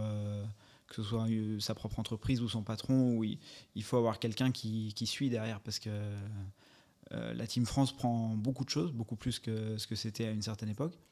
Aujourd'hui, elle n'a jamais été aussi forte, on va dire, la Team France, mais elle ne peut pas tout faire. Donc elle prend en charge, grosso modo, les 4 mois d'entraînement avant l'Europe, quand on est à Lyon, quand on est à Écully, et les 4 mois avant la finale du monde. Après, le reste du temps, ça n'empêche pas qu'entre l'Europe et le monde, moi j'ai travaillé que sur le Bocuse d'Or quasiment, aller faire des stages pour découvrir d'autres choses à droite à gauche, à préparer des garnitures qui m'ont jamais servi parce que le thème c'était pas ça, mais si un jour quelqu'un a envie d'avoir des garnitures du Bocuse d'Or... C'était quoi d'ailleurs le thème? Le thème c'était le premier qu'on a, c'est le thème au plateau, parce qu'il faut du temps pour designer le plateau. Donc ça on l'a 4 mois avant, nous c'était chevreuil. Lacelle, suros, rôti, suros absolument, un peu à l'ancienne. Enfin, des sujets un peu à l'ancienne par rapport à ce que ça pouvait être à une époque. Les filets à part, les 2 filets, une tourte à base d'épaule et de foie gras. Et une garniture de fruits. À côté, on avait des ravioles avec un consommé. Oh mon Dieu. Ça, c'est le premier plat. Et puis après, 2 mois avant le concours, on a le deuxième sujet à l'assiette, qui là était un dérivé, parce qu'on envoyait d'abord les garnitures sur un plateau plus petit, qui revenait et on dressait à l'assiette après. Donc poisson, on avait du maigre à mélanger avec du homard. Toujours dans l'esprit d'utiliser le maximum de choses, c'était déjà sur le chevreuil. Sur le maigre, on avait 1 maigre et 2 homards pour 16, quoi. Donc faut tirer un peu dessus. Et une garniture céleri branche en individuel et une garniture céleri rave. Enfin, 2 garnitures à couper par contre. Tu dois les connaître par cœur, ces recettes. Enfin, ça doit être peut-être les recettes que tu sais le mieux faire. Oui, forcément. Moi, de les avoir répétées autant. Tu penses que tu les as fait combien de fois en tout? On a fait 12 blancs. 12 blancs, conditions réelles, 5h30. Et avant ça, tous les essais pour mettre au point avant de démarrer les blancs. Donc, tu as travaillé 60 heures minimum dessus, sur les recettes à fond. Ouais, de fin septembre. Que sur les blancs. Fin septembre, on a le sujet à peu près du chevreuil. Donc, de là jusqu'à Noël, en gros, on est sur du développement. Ouais. Je l'ai refait pour 140, donc... ah ouais 140 Ouais. C'est pas vrai. On a fait... Là, ça sera pour 2. On a fait les anniversaires de nos maisons. Toutes les années en 5, il se passe souvent beaucoup de choses. On avait pas mal de choses à fêter, donc on a fait ça à petite échelle comme d'habitude. Et le midi, on avait repas assis au restaurant, 140 personnes, donc que des chefs étoilés, des journalistes un petit peu, des anciens podiums Bocuse d'Or, des anciens de la maison, etc. Et on s'était mis au défi avec mon père. Donc lui, il a refait sa viande de 95. Voilà, un peu revisité parce qu'il aime bien changer les choses. Et moi, j'ai refait mon poisson pour 140. Ouais. C'était pas mon montage de poisson pour 16. Je mettais déjà découpe, montage, tout mis bout à bout. Je mettais pratiquement 45 minutes rien que sur ça. Et là, ouais, pour 140, ça a pris un peu de temps. Vous êtes de plus en plus sur le podcast et ça me fait vraiment chaud au cœur. Je finance tout seul, on est une toute petite équipe de 2-3 personnes et le moindre support, la moindre interaction, le moindre engagement est bon à prendre. Donc la meilleure chose que vous pouvez faire, c'est évidemment liker, commenter, etc. Mais surtout booster sur mobile. Je vous mets comme d'habitude le petit tutoriel sur comment le faire. N'oubliez pas, vous pouvez le faire jusque 3 fois et pour nous, c'est un gain immense. Donc je vous remercie, je remercie tous ceux qui le feront. Je lis tous les commentaires si vous avez des idées de concepts, d'invités, etc. Je serai au rendez-vous. Je voulais parler avec toi de l'excellence parce que ce que j'aime bien chez toi, c'est que j'ai l'impression de parler à un sportif de haut niveau. J'ai côtoyé beaucoup de rugbyman, de plus ou moins haut niveau. Et toi, tu assumes ce haut niveau de la gastronomie qui est un peu tabou. En tout cas, il n'est pas perçu pareil. Quand on voit un footballeur s'acharner, on va se dire « Putain, c'est magnifique, il a des rêves, c'est beau ». Un cuisinier, on va se dire pourquoi tu t'acharnes autant, pourquoi autant de ténacité, tu dois souffrir, on ne comprend pas. Le cuisinier est souvent incompris. Tu le ressens ? Peut-être le grand public le reçoit comme ça. Après, les gens du métier, on sait très bien qu'on n'a rien sans rien, qu'il faut travailler, concours ou pas concours d'ailleurs. Il y en a plein qui n'en font pas, qui sont des très bons cuisiniers. Mais peut-être que de l'extérieur, des gens qui connaissent pas du tout, qui ont vraiment zéro famille dedans, qui connaissent pas le milieu, c'est peut-être perçu plus comme ça. Ouais. Donc ça passe par des sacrifices. De toute façon, on est un métier d'artisanat, donc déjà on apprend en faisant les choses, en refaisant et en refaisant encore. Donc déjà de base, il faut du temps pour apprendre les choses. Donc ça vient pas comme ça. Et puis il faut se donner le moyen, que ce soit dans les concours ou au quotidien, faut se donner les moyens de ses ambitions. Moi, je suis toujours parti de ce principe, c'est que c'est bien beau de dire un jour je veux être MOF, un jour je veux être Bocuse d'Or, un jour je veux ci, un jour je veux 3 étoiles. Faut pas attendre que ça tombe du ciel, quoi. Alors après, des fois, il y a des belles rencontres, des choses, des tournants un peu qui font que les planètes s'alignent et que ça se passe bien. Mais il faut provoquer les choses. T'en as des notables que tu as fait. Tu disais notamment tout à l'heure que tu faisais 70 heures par semaine. Tu as d'autres sacrifices que tu as pu faire pour préparer le Bocuse d'Or, même au restaurant? Des sacrifices, moi je le vois pas comme ça parce que à partir du moment où c'est un choix assumé, c'est pas un sacrifice, c'est une décision en fait. Moi tout ce que j'ai fait, je l'ai fait en pleine conscience, c'est parce que j'étais persuadé que c'était le moyen d'y arriver. Donc partant de là, c'est pas un sacrifice. Après forcément, on voit moins de monde, mais je suis pas du genre à sortir tous les jours avec mes amis non plus. Puis le fait d'être aussi en campagne, éloigné, il y en a beaucoup qui c'est pas comme en ville où tout le monde se voit tous les jours, potentiellement. Donc ça m'a jamais trop dérangé non plus d'être un peu à l'écart pendant un certain nombre de mois. Mais ouais, c'est des longues périodes où on est quand même absent. Donc il y a un petit peu ça. Après, il y a plein de petites choses, mais qui sont pas des sacrifices, qui sont des méthodes, des outils que je mets en place parce que je sais que ça me convient et que c'est le moyen pour moi de performer. C'est bien plus notable. En fait, il faudrait que je l'ai en bouche pour voir à quel point tu es bon en cuisine. En fait. Et donc, c'est plus facile de voir un bon footballeur que de remarquer un excellent cuisinier. Toi, comment tu pourrais me décrire, via ces épreuves, via tout le parcours que tu as fait, à quel point tu es devenu excellent? Après, les concours, c'est la vérité d'un jour. C'est vrai. Tu gagnes un jour, tu le repasses le lendemain, tu gagnes peut-être pas. Donc je prends toujours ça avec beaucoup de recul parce que comme je disais tout à l'heure, notre métier de cuisinier, c'est d'être dans un restaurant ou dans une collectivité. Il y a de tout dans le métier, ou d'être professeur. Mais le métier de cuisinier, c'est servir des gens à la base. C'est vrai. C'est pas faire des compétitions, travailler 4 mois sur 2 sujets et s'acharner dessus. Donc c'est une parenthèse qui fait progresser énormément, qui est incroyable.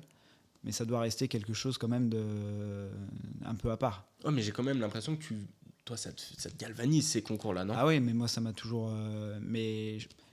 Pour autant, j'adore ça. Je ne ferai pas comme un sportif qui fait ça, qui en fait son métier, qui fait que de la compétition C'est tout vrai. le temps. C'est vrai. Je pense qu'à la fin, déjà, ça n'aurait pas de sens. Et ouais, j'ai pas envie de ça, en fait. Mais ouais, après, c'est la vérité d'une journée. Faut pas oublier que c'est pas parce qu'on a été meilleur un jour qu'on est le meilleur du monde. Enfin, moi, j'ai beaucoup de recul là-dessus et voilà, j'ai gagné un top concours et c'est une expérience incroyable et je l'ai à vie, donc c'est super.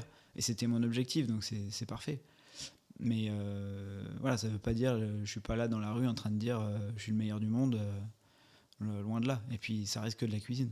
Bien sûr. On sauve pas des vies, on a fait que de la cuisine. Il y a beaucoup de cuisiniers qui, certes, ils sont à un très gros niveau, mais si tu les entends, c'est pas tout le monde qui va dire on sauve pas des vies. En tout cas, qui le ressent vraiment. Tu sais, toi, j'ai l'impression que tu prends du recul, ça t'aide à t'améliorer. Tu penses que tu es encore améliorable grâce à ta rationalité, quoi. Je sais pas si c'est ça, mais en tout cas, mais même dans la préparation du Bocuse d'Or, j'ai dit à mon équipe dès le premier jour et pour la finale surtout, j'ai dit à mon équipe, on prend pas les choses à la légère, mais on fait les choses avec un peu de légèreté. Et ça, la phrase, elle nous a suivis tout le long parce que on était une petite famille, on rigolait, on se disait des conneries, en même temps qu'on était en train d'élaborer des recettes qui gagnent quelques mois plus tard. C'est pas le problème en fait. Et j'ai la même vision dans mon quotidien en cuisine. Ça veut dire que sur certains points, à certains moments, il faut une certaine rigueur. C'est de la cuisine, c'est de l'excellence, etc. Quand je dis qu'on ne sauve pas des vies, que ça reste qu'un concours, bien sûr, j'exagère un peu les traits. Quand je suis en train de m'entraîner, je ne suis pas en train de me dire je fais ça parce que c'est rigolo. Loin de là.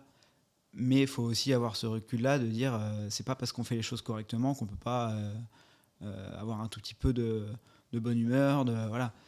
Et ça a été un peu notre moteur sur toute cette préparation parce que fallait aussi que toute cette équipe se sente bien, se sentent concernés par le projet, tous ceux qui sont là mais qui sont derrière, qui accompagnent, qui préparent les produits, qui sont pas là le jour J, on voit même pas leur nom. Si eux ils sont pas convaincus, qu'ils n'ont pas passé 4 mois extraordinaires avec une petite famille, qui sont pas convaincus des recettes qu'on va faire, quand ils vont effeuiller les dernières herbes à 3h du matin avant de prendre le camion, forcément ça sera moins bien fait. Bien sûr. Donc c'était vraiment cet esprit de cohésion de groupe, un peu comme dans une équipe de sport. C'est pas une somme d'individualité des meilleurs qui fait forcément gagner la Coupe du Monde. C'est le collectif et parfois le meilleur potentiel tout seul, il vaut mieux le laisser à la maison. Tu penses à Paris ? Je pense non, je pense en général. Non mais parfois c'est comme ça. Et nous on était sans doute, mon équipe, on était sans doute sur le papier pas les meilleurs. Je pense pas qu'on était les meilleurs. Ah ouais, tu penses ? Sur le papier, il y a plein de gens très bons partout dans notre métier. Moi y compris, et l'équipe autour de moi. Il y a plein de gens qui potentiellement auraient peut-être été meilleurs sur certains points. Mais tout le monde était à sa place. Chaque force de chacun était utilisée au bon endroit. Et surtout, on avait une confiance aveugle entre nous, quoi. Tu sais, c'est un vrai sujet aujourd'hui dans la cuisine à cause de nombreux cas burn-out ou des gens qui, par leur choix, ne sont plus parmi nous. T'as déjà été confronté à ça, à des gens qui en pouvaient plus ? Moi, j'ai eu la chance partout où j'ai travaillé de tomber quand même dans des entreprises qui étaient plutôt bienveillantes. Ouais. J'ai pas trop connu les entreprises vraiment à l'ancienne très très dures. Alors oui, beaucoup de travail, oui, mais voilà, toujours avec beaucoup de bienveillance et aussi des petites structures où pareil, on est quelques employés et les patrons autour et on est plus comme une petite famille. Donc j'ai cette chance-là d'avoir eu un parcours où j'ai pas été trop confronté à ça, mais bien sûr je sais que tout ça existe et moi j'ai pas envie de travailler comme ça. Je suis pas comme ça et je pense que de toute façon aujourd'hui même ceux qui ont eu tendance à travailler comme ça va pas durer longtemps. Ouais, je pense. Déjà pour trouver du monde. Ouais, et puis pour on travailler, performe moins. Et puis oui. Après, bien sûr, on sait tous comment ça se passe un service complet. Oui. Parfois, il y a un coup de feu, mais il faut que ça reste, bien sûr. Il peut y avoir un coup d'énervement, ça peut m'arriver aussi. Mais ça reste toujours déjà pas insultant, heureusement. Oui, mais c'est pas partout pareil. Pas insultant, pas déplacé, j'essaye en tout cas d'être comme ça. Et surtout, je pense aujourd'hui, la génération, je dis ça, j'ai l'impression d'être vieux, mais la génération, même encore après moi, accepte encore, contrairement à ce qu'on peut entendre des fois, accepte encore de faire des heures, d'apprendre, etc. C'est pas vrai qu'il y en a plus des comme ça. Par contre, ils acceptent pas l'injustice et moi j'étais un peu comme ça aussi. Ah ouais. Enfin, je le suis toujours d'ailleurs. On peut me dire plein de choses, on peut me recadrer sur plein de choses. Par contre, il faut que ça soit fondé et il faut que ça soit constructif. Donc moi, j'essaye d'être dans cette optique-là de dire, si je dis quelque chose, c'est que je le pense vraiment, c'est qu'il y a vraiment quelque chose qui n'a pas marché. Et surtout, qu'est-ce qu'on fait maintenant ? Et je viens te montrer pourquoi ça n'a pas marché. Qu'est-ce qu'on fera la prochaine fois pour que ça marche ? C'est pas juste gueuler pendant le service et débrouille-toi pour trouver une solution. Moi, je suis content quand même parce que j'ai l'impression qu'il y en a de plus en plus qui tiennent ce genre de discours. Je pense qu'aujourd'hui, je suis loin d'être le seul comme ça, hein, et heureusement. Oui, mais ça fait du bien. Et donc, ça montre qu'il y a un échappatoire. Où avant, en plus, il y avait les réseaux sociaux, donc on se disait, ça doit être comme ça, un peu partout pareil. Et donc, j'en entends de plus en plus qui disent, voilà, c'était ma responsabilité, j'ai accepté un moment de le subir, maintenant je suis parti. Je trouve que la responsabilité individuelle là-dessus, alors évidemment qu'il y a des bornes à pas dépasser, mais la meilleure chose qu'on puisse dire à ce genre de personnes, je pense, qui subissent, qui veulent pas subir ce genre de choses, c'est partez. Partez. Aujourd'hui, il y a plein de super maisons, tout le monde recrute. Je sais pas si vous recrutez vous-même. Toujours. De toute façon, vu qu'on est en saison, on refait une partie du personnel chaque année, il y a des départs. C'est sûr. Donc, il y a un lien. T'as un formulaire sur le site ? On a sur le site un onglet recrutement. Je le mettrai. Je le mettrai en description si vous voulez travailler avec Paul. Je voulais te lancer sur un autre sujet qui était évidemment très intéressant, c'est les 3 étoiles. 3 étoiles de l'établissement. Tu le vois comme une réussite. Tout à l'heure, tu me disais que tu en es fier, mais tu te l'appropries pas. Forcément, j'en suis fier de travailler dans un établissement 3 étoiles. Maintenant, c'est pas moi qui les ai gagnés. C'est mon père qui a fait ce parcours-là. Oui, mais tu les maintiens. Mais je les maintiens, oui, je commence. J'arrive. Comment ça ? Mon frère, ça fait 20 ans qu'il est là. Lui, il les maintient depuis 20 ans. Okay. Moi, j'arrive. Pour l'instant, je n'ai pas la légitimité de dire c'est moi qui les maintiens, loin de là. Je fais plein de choses dans le restaurant et j'en suis très content et je prends ma place au fur et à mesure. On est assez différents avec mon frère, donc il me laisse beaucoup de place dans la créativité. Donc c'est vrai qu'une partie, pas tout, mais il y a forcément des classiques, des sauces, des choses qu'on refait d'année en année et qui marchent. Mais une partie de la création, une partie des plats sortent potentiellement de moi. Et c'est cool, et souvent des choses qui marchent bien auprès des clients, on a des bons retours, donc ça me conforte aussi dans ce fait-là, mais pour l'instant j'ai pas la prétention de dire que c'est moi qui ai les 3 étoiles. Je suis jamais allé dans un 3 étoiles pour être tout à fait honnête avec toi. J'ai fait une étoile chez Jérôme, tu sais, je t'en parlais avant le podcast, à un petit restaurant à Poncin dans l'Ain. J'ai pris une claque, moi qui aimais rugbyman, chasseur, je me disais non, j'aime bien les grands banquets, manger beaucoup, etc. Mon palais chantait tout au long de c'est une vraie expérience, hein, et j'invite tout le monde qui aime un peu la bonne cuisine, faites-vous surprendre. Allez dans même une étoile ou juste un très bon restaurant qui va faire du gastro, c'est une autre expérience et là vous pourrez vous faire un avis. Est-ce que toi tu vois une vraie différence? Si tu devais me la donner à moi, je pense que tu es le premier à qui je peux vraiment poser cette question, entre 1, 2 et 3 étoiles. Je pense que la différence, elle est pas toujours si flagrante que ça. Ah ouais? Pourquoi? Parce que déjà dans les 3 étoiles, il y a de tout. Il y a des 3 étoiles historiques. Nous, on n'est pas loin d'en faire partie parce que ça fait déjà un certain temps. Ça fait bientôt 25 ans, bientôt. Ouais. Là, tu vas sur 2005. Ça fait 20 ans, 21 ans maintenant. C'est quand que tu l'as? 2005, ouais. Ouais, c'est ça, ouais, 21 ans. Ok. Donc il y a des maisons historiques, après classiques ou pas classiques. Nous, on fait pas vraiment du classique, mais on peut pas dire qu'on est vraiment dans la tendance moderne non plus. Il y en a qui sont au contraire ultra modernes, un peu inspiration, si on peut comparer scandinave, etc. D'accord. Il y en a qui sont au bord de l'eau, qui font que du poisson, qui arrêtent la viande, par exemple. Je sais plus s'il fait un petit peu de viande ou pas, mais peu importe. Je sais pas. Il y en a aujourd'hui qui font que du végétal aussi. Donc en fait, la comparaison, elle est hyper difficile. Et c'est pour ça que le guide Michelin est souvent en proie à la critique. Parce que déjà, c'est subjectif. Ça, c'est comme un concours. Il y aura toujours des critiques. C'est sûr. Et puis parce qu'on ne comprend pas toujours... on peut ne pas comprendre certaines décisions. Pourquoi Olivier Nasty, depuis autant d'années, n'a pas eu encore sa 3e étoile? Je sais pas. Moi, je n'y suis jamais allé manger depuis très longtemps, donc j'ai pas d'avis sur la question. En tout cas, beaucoup se posent la question. Et toi, tu as le palais. Tu pourrais, là, demain, je te mettais un plat 1, 2, 3 étoiles sur une même gamme. Je pense que c'est pas si simple que ça. C'est la cuisine, un chef 1 étoile, il fait aussi bien la cuisine qu'un chef 3 étoiles. Ah oui. On est des cuisiniers, on fait bon, on fait chaud, on fait assaisonné, on fait bien cuit. À partir du moment où tu as 1 étoile, tu es quand même reconnu pour ça. Après, c'est des styles différents. Et ce qui est peut-être le plus flagrant, peut-être entre 1, 2, 3, c'est peut-être tout ce qu'il y a autour.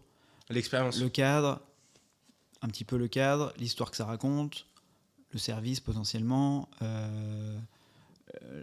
la richesse de la carte des vins.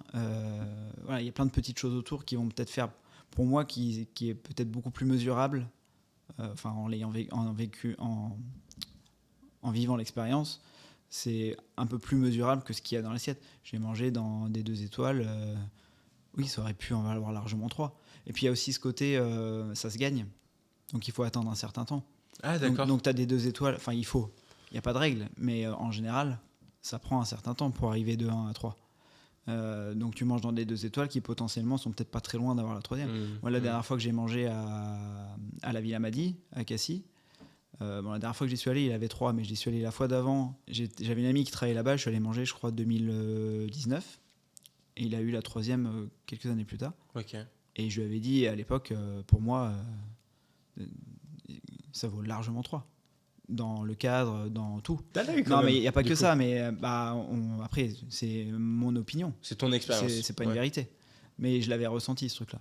Il y a des fois des restaurants où tu y vas, toi. Déjà, tu consommes beaucoup au restaurant, tu y vas dans d'autres restaurants. Je passe mon temps. Mes vacances sont planifiées autour des étapes de restaurant. Et des fois, tu te dis, punaise, une énorme surprise. Limite, ça mériterait 1 étoile. Ils en ont pas du tout. C'est quelque chose, presque un boui-boui, où tu dis, ah ouais, incroyable. Ça m'arrive pas souvent parce que je fais beaucoup de restaurants, mais sur très peu de temps libre. Ouais. Et donc souvent, on en profite pour aller voir des gens, des amis, des gens qu'on connaît, qu'on a envie de voir depuis longtemps. Donc c'est vrai qu'on fait quand même plus d'étoilés ou en tout cas des gens qu'on connaît. Donc c'est jamais des grosses surprises vraiment inattendues, quoi. Et question bête, hein, j'ai envie de te poser des questions un peu de comptoir, mais toi, t'es chef 3 étoiles, t'es Bocuse d'Or, tu manges des fast-food? C'est une question bête. Ça m'arrive, oui. Ouais. Je vais pas à McDo, je vous le dis. Ah ouais? C'est quoi les fast-food du coup que tu manges, toi? Un bon fast-food, moi, ça me dérange pas du tout, au contraire. Hein. Et puis quand je rentre à la maison, j'ai pas toujours envie de cuisiner. Chez nous, il n'y a pas trop de fast-food, donc ça se limite à la pizzeria du coin. Mais non, évidemment. Et puis il faut varier. Mais tu manges à la pizzeria du coin? Ah bah oui. Un jour où j'ai pas envie de faire à manger, ah oui. J'y vais pas tous les matins quand même, j'essaye de... Oui, j'imagine. D'avoir un peu d'équilibre, mais moi, à partir du moment où c'est bien fait, je veux dire, j'ai aucun problème avec ça. Hein. Et tu penses que c'est possible, fast-food, bien fait? Bah oui. Un bon burger, et c'est pas si facile à faire, un bon burger. Une bonne pizza, c'est pas si facile à faire. Hein. Tellement vrai. Donc, heureusement qu'il y a des gens qui font les choses correctement dans tous les domaines. Et je disais tout à l'heure, des métiers de cuisinier, il n'y en a pas qu'un, il n'y a pas que nous. Il y a les gastros, il y a les étoilés, mais il y a ceux qui mangent, ceux qui font à manger, qui se donnent avec les moyens qu'ils ont, avec un ticket réduit dans une collectivité, dans une cantine scolaire, pour faire des choses le plus frais possible, le plus maison possible, à la mesure de ce qui est possible avec quelques euros de ticket, quoi. Mais c'est incroyable. Ces gens-là, ils sont tout aussi méritants que nous. Ils prennent pas la lumière, mais ça devrait. Et il en faut, parce que c'est eux qui font... Nous, on fait à manger 50 personnes par service. Sur l'année, ça en fait quelques milliers, mais voilà. Eux, ils font parfois 2000, 3000 par jour. Donc, il faut avoir des gens comme ça. Et heureusement qu'on a encore des gens qui savent faire ça pour qu'on ait de la nourriture comme ça du quotidien qui soit de qualité. Et c'est vrai, ce que tu dis, ça fait beaucoup de sens, mais ça fait du bien de l'entendre, que quelqu'un comme toi le dise, ça fait beaucoup de bien. Je voulais savoir, est-ce qu'il y a un ordre de prix en fonction des étoiles? Est-ce que c'est une conséquence ou est-ce que c'est plus une cause? C'est plus une conséquence, ok, je pense. Donc tu as une étoile, tu te dis, ah tiens, je vais peut-être... ça permet de monter potentiellement un petit peu le prix et la clientèle peut suivre. Forcément, si on met des prix de 3 étoiles sur un 0, personne ne va venir. C'est assez logique. Oui, évidemment. Après, le prix, c'est pas que le prestige du restaurant, c'est aussi ce qu'il y a derrière. Nous, on est en 3 étoiles, on a un certain prix, on est quand même dans les moins chers des 3 étoiles. Je dois débourser combien si je veux venir Nous, le grand menu, c'est 320. Ok, c'est beaucoup, je me rends pas compte pour un 3 étoiles. En 3 étoiles, c'est un des moins chers. Ah ouais. Ouais, en grand menu. Ouais, ça me Après, on a semble un petit immense. menu un tout petit peu moins cher aussi. Ok. Et puis, on a toujours la carte à côté. Et voilà, on a 16 personnes en cuisine-pâtisserie. Salle sommellerie, ça doit faire une petite quinzaine aussi. Il y a l'accueil, il y a la réservation, il y a tout le monde à faire tourner. L'établissement est grand, il y a une équipe d'entretien, il y a les chambres. Il y a aussi ce côté, justement, plusieurs menus et cartes qu'on a gardés. Qui fait que il faut être un certain nombre pour pouvoir réagir à ça, pour pouvoir que tout le monde soit servi à temps, qu'ils n'attendent pas, enfin, comme dans n'importe quel restaurant. Donc il y a aussi ce côté très réactif où on a besoin d'avoir du monde. Donc, le prix, c'est pas juste le prestige, voilà, c'est la qualité des produits qu'on a, un peu, parfois pas plus que dans une étoile, mais tout l'environnement qu'il y a autour et le monde que ça demande. Pour nous donner une fourchette, là on a les moins chers. Imaginons, un des plus chers qu'on puisse faire en 3 étoiles, c'est quoi? J'ai pas vraiment de... Je vais pas regarder tous les jours les autres, mais... Ouais, j'imagine. Non, je sais pas, mais même ne serait-ce que quand je travaillais en Suède, les pays sont pas les mêmes, mais il y avait quasiment pas, sans parler de 3 étoiles, il y avait quasiment pas un étoilé qui était en dessous de 300, 350 € le menu. Juste une étoile. Ouais, certains, ouais. Après, c'était en capitale aussi. Faut aussi mesurer que nous, on est chez nous, on est propriétaire dans un petit village où les loyers sont... Enfin, il n'y a pas de loyer, la construction est payée. Celui qui est au milieu de Paris, qui paye un loyer hors de prix, c'est pas les mêmes contraintes non plus. J'imagine. Donc, J'imagine. après, chacun fait avec ses problématiques et ce qu'il peut. Un sujet qui est très clivant, qui intéresse beaucoup les gens, c'est l'inspection. Le moment de l'inspection, pour les gens, bon, ça m'étonnerait, qui sur ce podcast ne sait pas comment ça se passe, on ne sait jamais quand on est noté, justement. Si vous ne savez pas comment ça se passe, on en sait tout autant, à peu près. En tout cas, on est censé. C'est-à-dire qu'on ne sait pas qui vient, on ne sait pas quel format, ils ne vont pas venir tout seuls, des fois ils peuvent venir sur une table de 6, 7, on ne sait pas à quelle fréquence. On sait juste qu'à partir du moment où on a une étoile, on est sûr qu'au moins une personne va passer chaque année. Normalement, oui. C'est ça. Est-ce que toi, tu as déjà repéré, il y a des espèces de secrets de Polichinelle, je crois que ça se dit comme ça, des secrets un peu, qui sont un peu révélés, où des gens arrivent un peu à repérer des indices à travers les inspecteurs? Des fois, on a des doutes, mais bon, après, moi, j'ai pas assez de recul, comme je viens de revenir dans le restaurant, puis je vais pas encore trop en salle vraiment voir les gens. Alors, quand on a des doutes, c'est pas moi qui les vois en général, parce que j'ai pas l'habitude. Parfois, ils s'annoncent à la fin, parfois, ils s'annoncent pas du tout. Ah, je croyais qu'ils avaient complètement arrêté de faire ça. Non, après, ça dépend vraiment. Ça dépend des cas, ça dépend... Nous, en 2024, quand j'étais là, j'étais sur le Bocuse d'Or, mais j'étais un peu là, on a eu l'impression qu'on les a pas vus de l'année. On n'a pas ressenti des fois peut-être des petits doutes, mais bon. Et pour autant, l'année dernière, je regarde le commentaire, c'était un plat qu'on avait fait en 2024. Donc ils sont forcément passés. Il est décrit pas dans ce qu'on envoie nous en exemple de plat, mais dans le commentaire de l'inspecteur.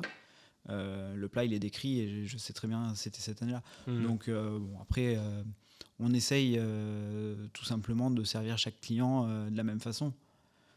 À partir du moment où on fait les choses correctement, faut juste que les petits problèmes, les petites erreurs qui sur une année entière arrivent toujours à un moment donné, Ça se trouve, c'est toi faut et ta espérer chance. que ce soit pas à ce moment-là. Ouais, c'est ça.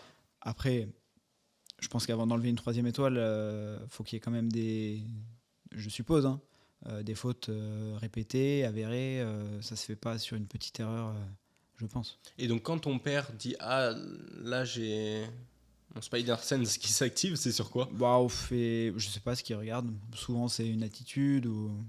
Après, voilà, nous, forcément, on a le numéro de table en tête. Mais comme ça peut être pour ça, comme pour un client un peu tatillon dès le début, où on sent juste que voilà, il va être exigeant. Comme pour une table un peu VIP, des gens qu'on connaît.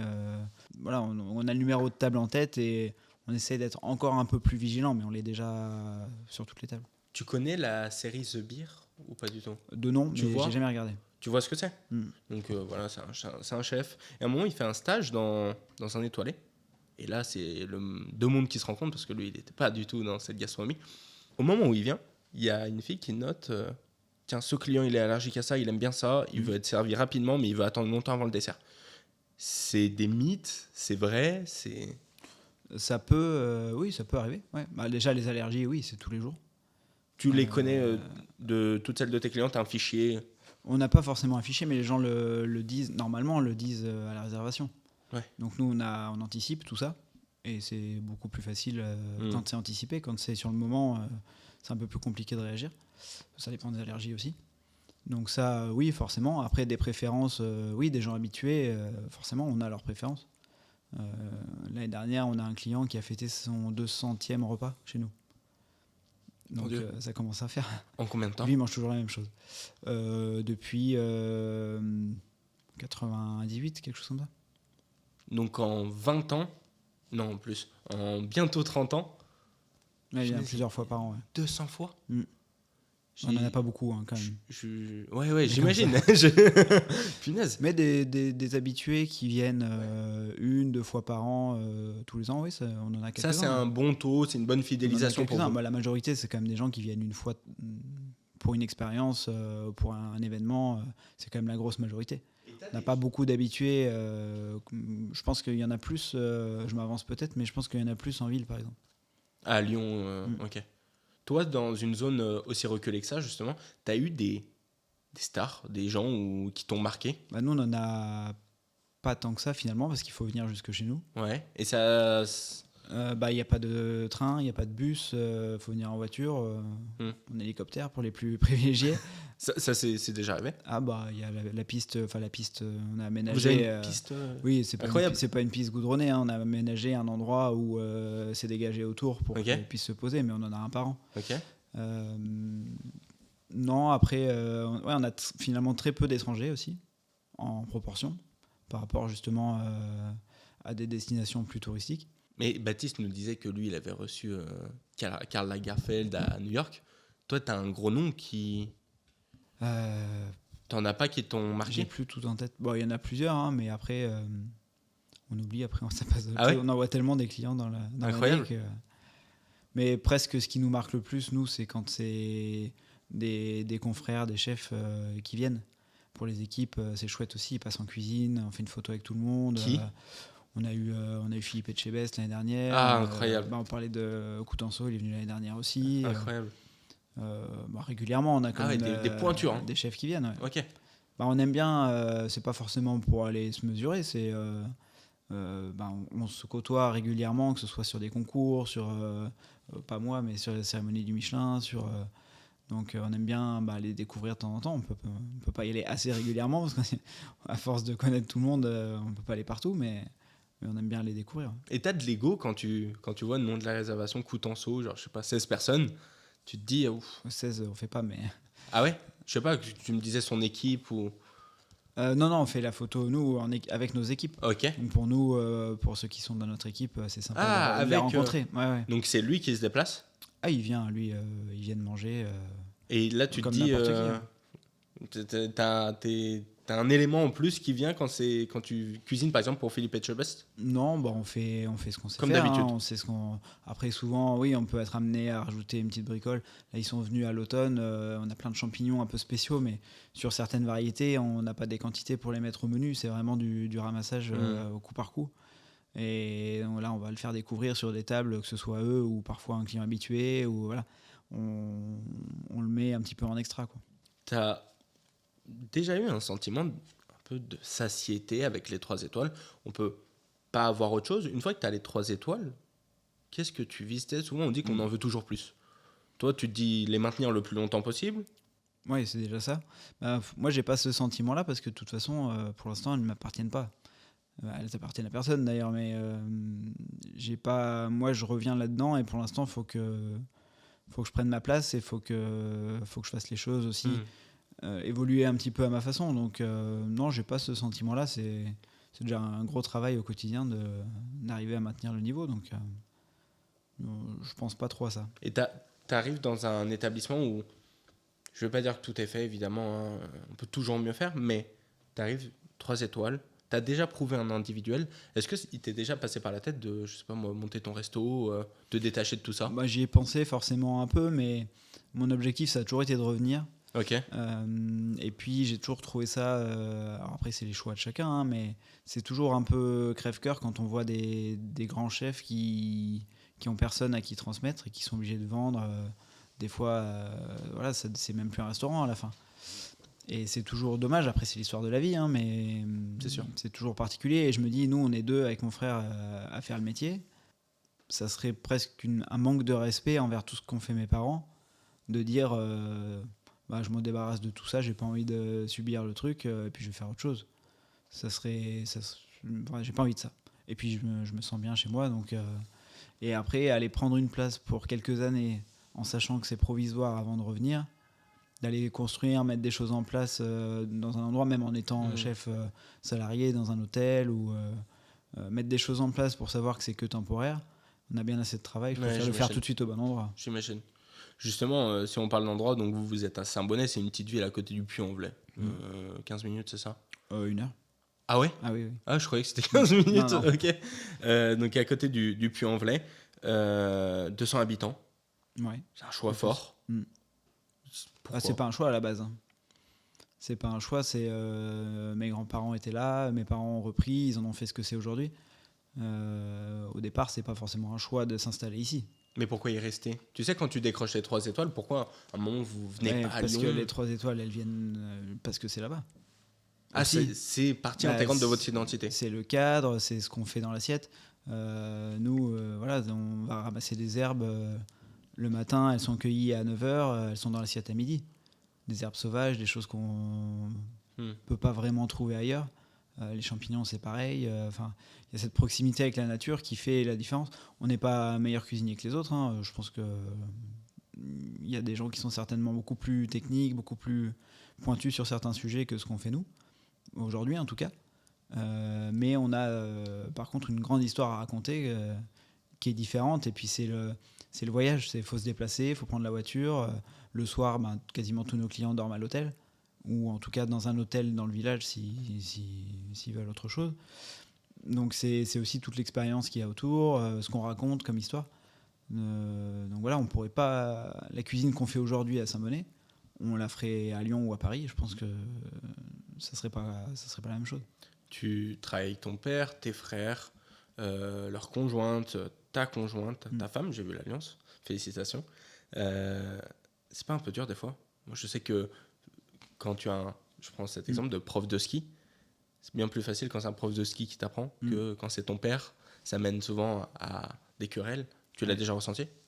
Il y en a toujours. Hein, au quotidien, c'est pas tous les jours tout rose, forcément. Mais après, on arrive à s'entendre, on a chacun aussi nos points forts, et avec mon frère, nos points forts, et puis on en est conscient surtout. Ouais. Voilà, on se marche pas dessus. Et ça, je pense, c'est ce qui fait que ça fonctionne aujourd'hui. On arrive à trouver la place de chacun. Et tant que ça dure comme ça, il n'y a pas de raison que ça ne marche pas. Tu es formé en étant le fils Marcon, un des fils Marcon. Tu penses qu'avec tout le recul que tu as aujourd'hui, ça t'a aidé, ça t'a accompagné? Tu penses qu'en pesant le pour et le contre, ça se voit à peu près? Ou au contraire, ça t'a complètement handicapé? Non, ça m'a... Je dirais qu'il y a du bon et du mauvais. Hein. Ouais.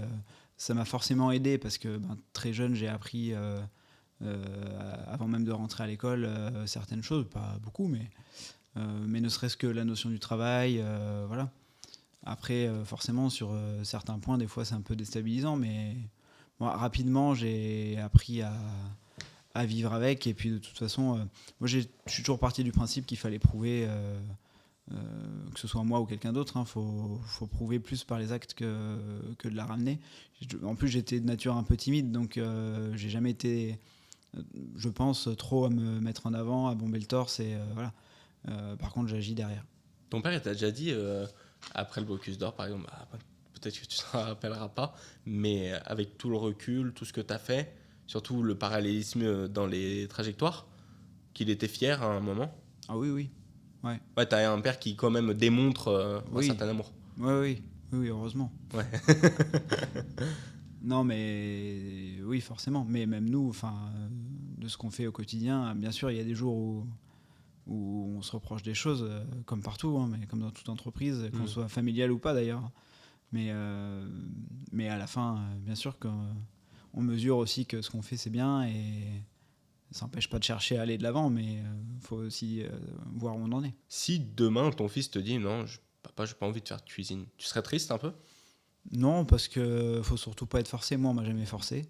C'est vrai. Voire, Ouais, c'est vrai. au contraire, on m'a presque peut-être freiné sur Ah ouais, certains tu penses ?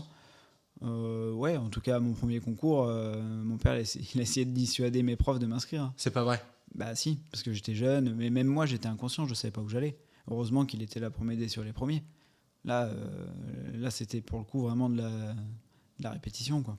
Après, ça sera le choix de la génération suivante. Il y a aussi les enfants de mon frère.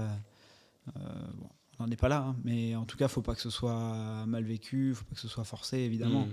Et c'est pas l'intérêt. Donc, pour l'instant, on n'en est pas là, on a encore plein de choses à construire. Et moi, je suis pas encore à la retraite. Donc... Ouais, bien sûr. Et puis tu risques plus souvent, en tout cas, de créer des biais de réticence, tu sais. Quand tu commences à tirer la laisse, il n'a pas envie, quoi. Donc le mieux, c'est de lui transmettre la passion, si vous y arrivez, sur lesquelles tu voulais revenir. Si demain, tu pouvais croiser Paul, mais il a 11 ans, il porte des carafes dans le restaurant de ses parents, tu lui dirais quoi ?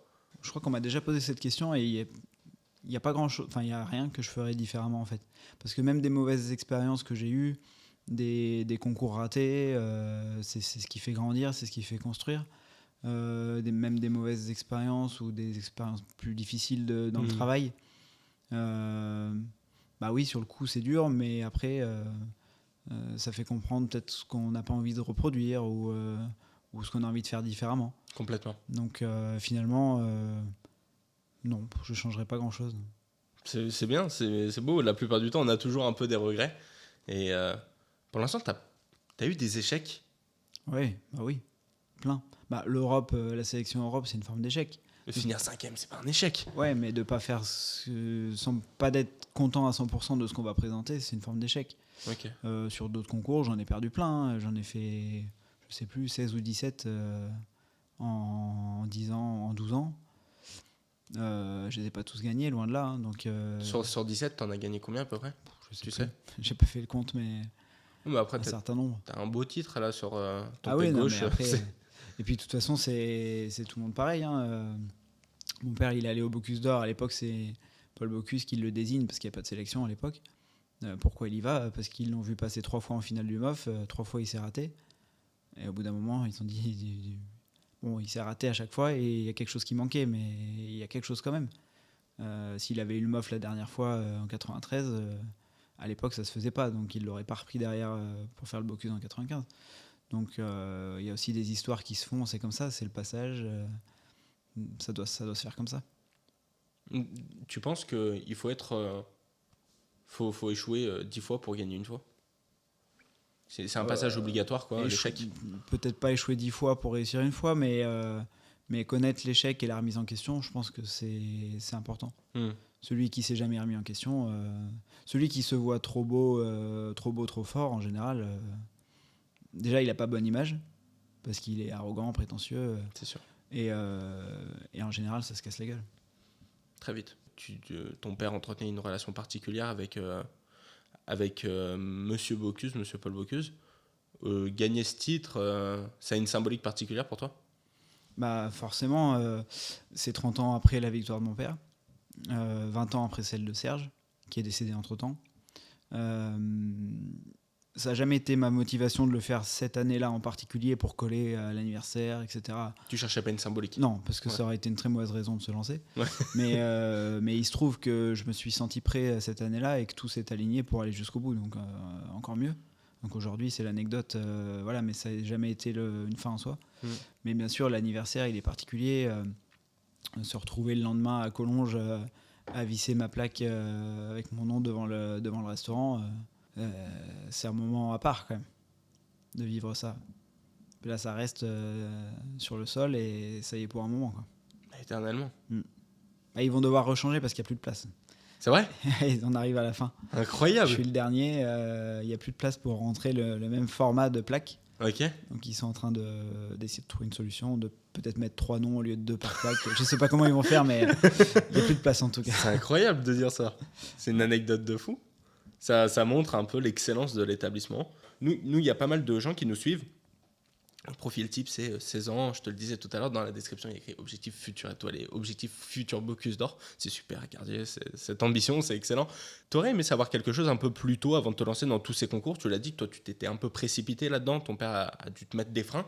Si tu pouvais passer un message aux gens qui pourraient se retrouver dans la même situation que toi, qu'est-ce que tu leur dirais ? Un jour, il faut se lancer de toute façon. On apprend, que ce soit une victoire, une défaite, on apprend dans tous les cas. C'est un peu bateau comme phrase, j'aime pas trop ça, mais en même temps, c'est une vérité. C'est vrai. Faut pas hésiter à se lancer, faut être, je pense, très bien entouré sur le premier surtout. Le premier concours qu'on fait. Ok. Il faut avoir quelqu'un qui connaît un peu la mécanique du truc parce que c'est pas un travail du quotidien, il y a un temps limité, il y a une approche un peu différente. Donc il faut être bien entouré, surtout pour pas se dégoûter du premier en fait. Parce que celui qui va un peu tout seul, qui rentre dans le mur parce qu'il connaît pas parce qu'il est pas bon cuisinier, mais parce que c'est différent en fait.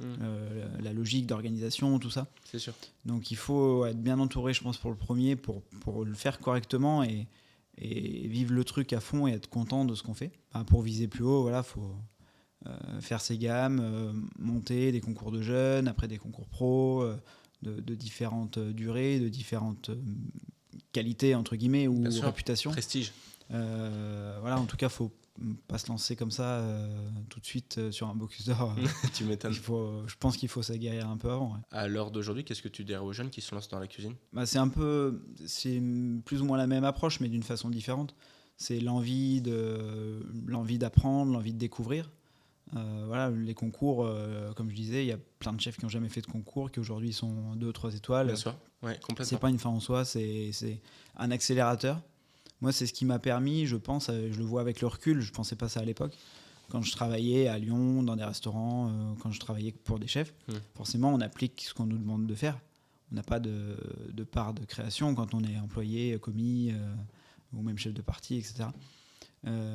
Et moi, c'était ma zone, en fait, où j'avais ma liberté d'expression à moi, là-dedans. Ouais. C'est mon concours, je prends des avis, mais c'est moi qui fais. Ça, je le comprenais. Enfin, sur le moment, je le faisais pas pour ça, mais avec le recul, je pense que c'était une façon de commencer à faire les choses un peu pour moi. D'accord. Et donc c'est quand même un vrai accélérateur, je pense, pour celui qui a envie de se confronter et qui a envie de se mettre dans cet état d'esprit-là, mais c'est loin d'être une obligation. Et en tout cas, dans le métier en général, celui qui a envie d'apprendre, je pense que les postes à responsabilité, chef de partie dans des établissements comme le nôtre, sont accessibles maintenant beaucoup plus jeunes, parce qu'on a moins de densité aussi de viviers de cuisiniers de qualité, malheureusement, je pense. Donc c'est accessible beaucoup plus jeune, à partir du moment où l'état d'esprit est bon, il y a un minimum évidemment de qualité de travail, d'organisation, de structure, etc. Mais si l'état d'esprit est bon, l'envie d'apprendre et l'envie d'être là tous les jours, ça peut monter très vite. Ça peut monter très vite. Des fois, malheureusement, trop vite. Et au détriment d'un peu de gestes techniques et de choses quand même qu'il faut apprendre en cours de route. Mais en tout cas, nous, c'est ce qu'on cherche en priorité. C'est des gens qui ont la bonne mentalité, l'envie d'apprendre, l'envie d'écouter, enfin, pas l'envie, mais l'acceptation d'écouter les critiques et les conseils aussi, pour évoluer. Mais c'est un métier où on apprend tout le temps. Moi, alors oui, j'ai gagné Bocuse d'Or il y a 1 an, mais j'apprends tous les jours. C'est des fois mes chefs de partie qui m'apprennent un truc, et mon père le dit souvent, même à 70 ans, il en apprend tous les jours. On n'a jamais la vérité, chacun ses façons de faire, les techniques évoluent, les produits changent, on n'aura jamais tout appris. La plupart du temps, moi je parle avec des gens qui ne sont pas vraiment amateurs de cuisine, de gastronomie, de restauration, et ils vont citer des noms comme les meilleurs cuisiniers de France quand je vais poser des questions. Alors, il y a des gens qui ont beaucoup de titres, qui ont beaucoup accompli, qui ont des super cuisines, etc.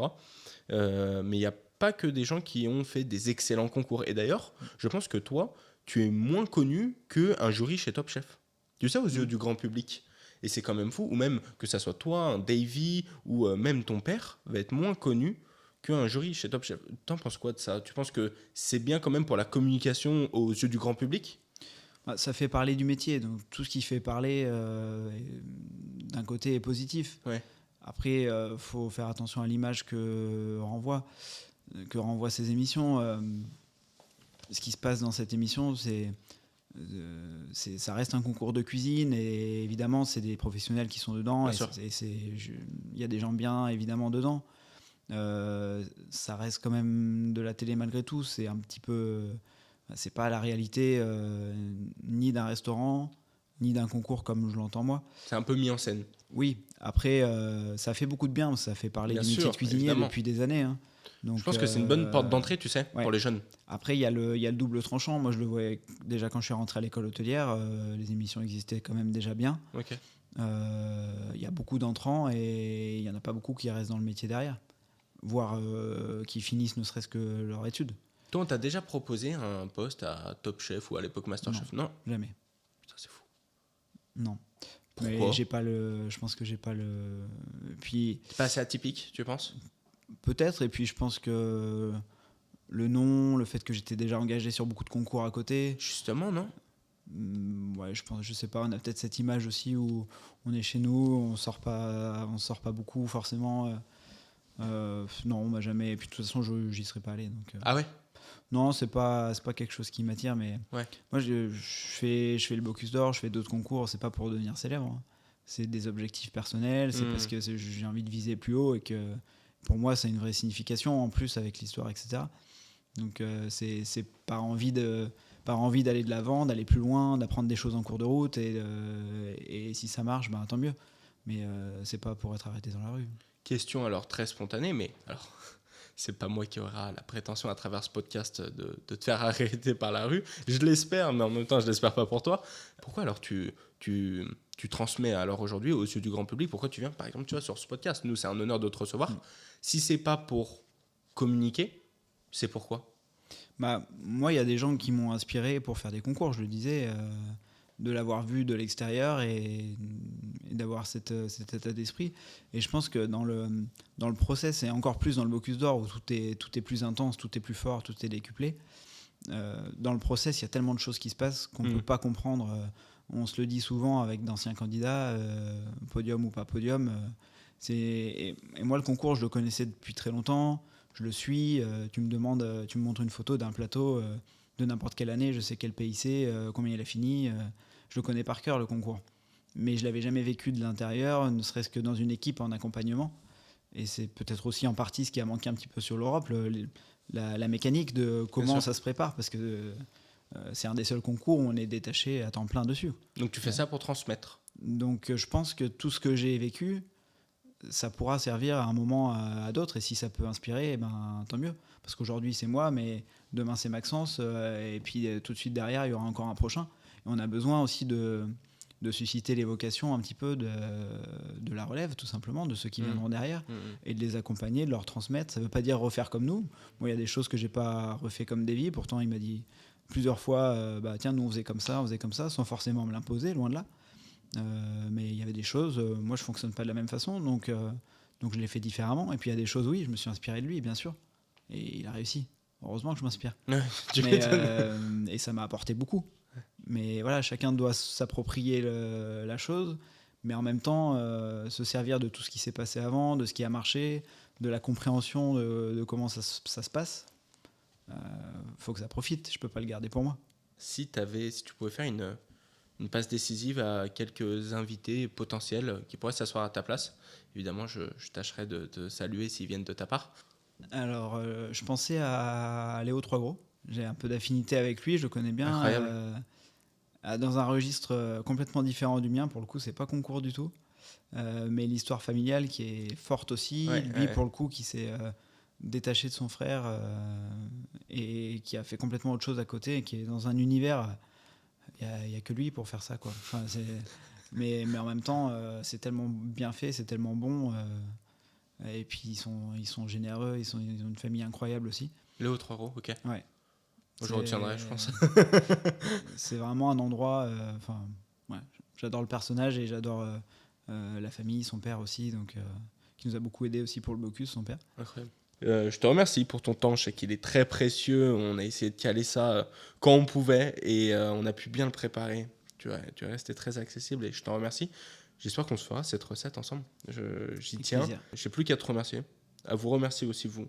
Visez grand, faites de grandes choses et à très bientôt à la table des chefs. À tous ceux qui nous regardent, merci beaucoup pour votre écoute. Ça m'a fait vraiment plaisir de transmettre mon histoire, transmettre ce que j'ai pu vivre. Et puis, il y en aura encore beaucoup, je pense, à refaire peut-être un jour. Voilà, croyez en vos rêves. Si vous êtes dans le métier, soyez toujours curieux, essayez d'avancer chaque jour. Et voilà, plein de bonnes choses et au plaisir de vous rencontrer.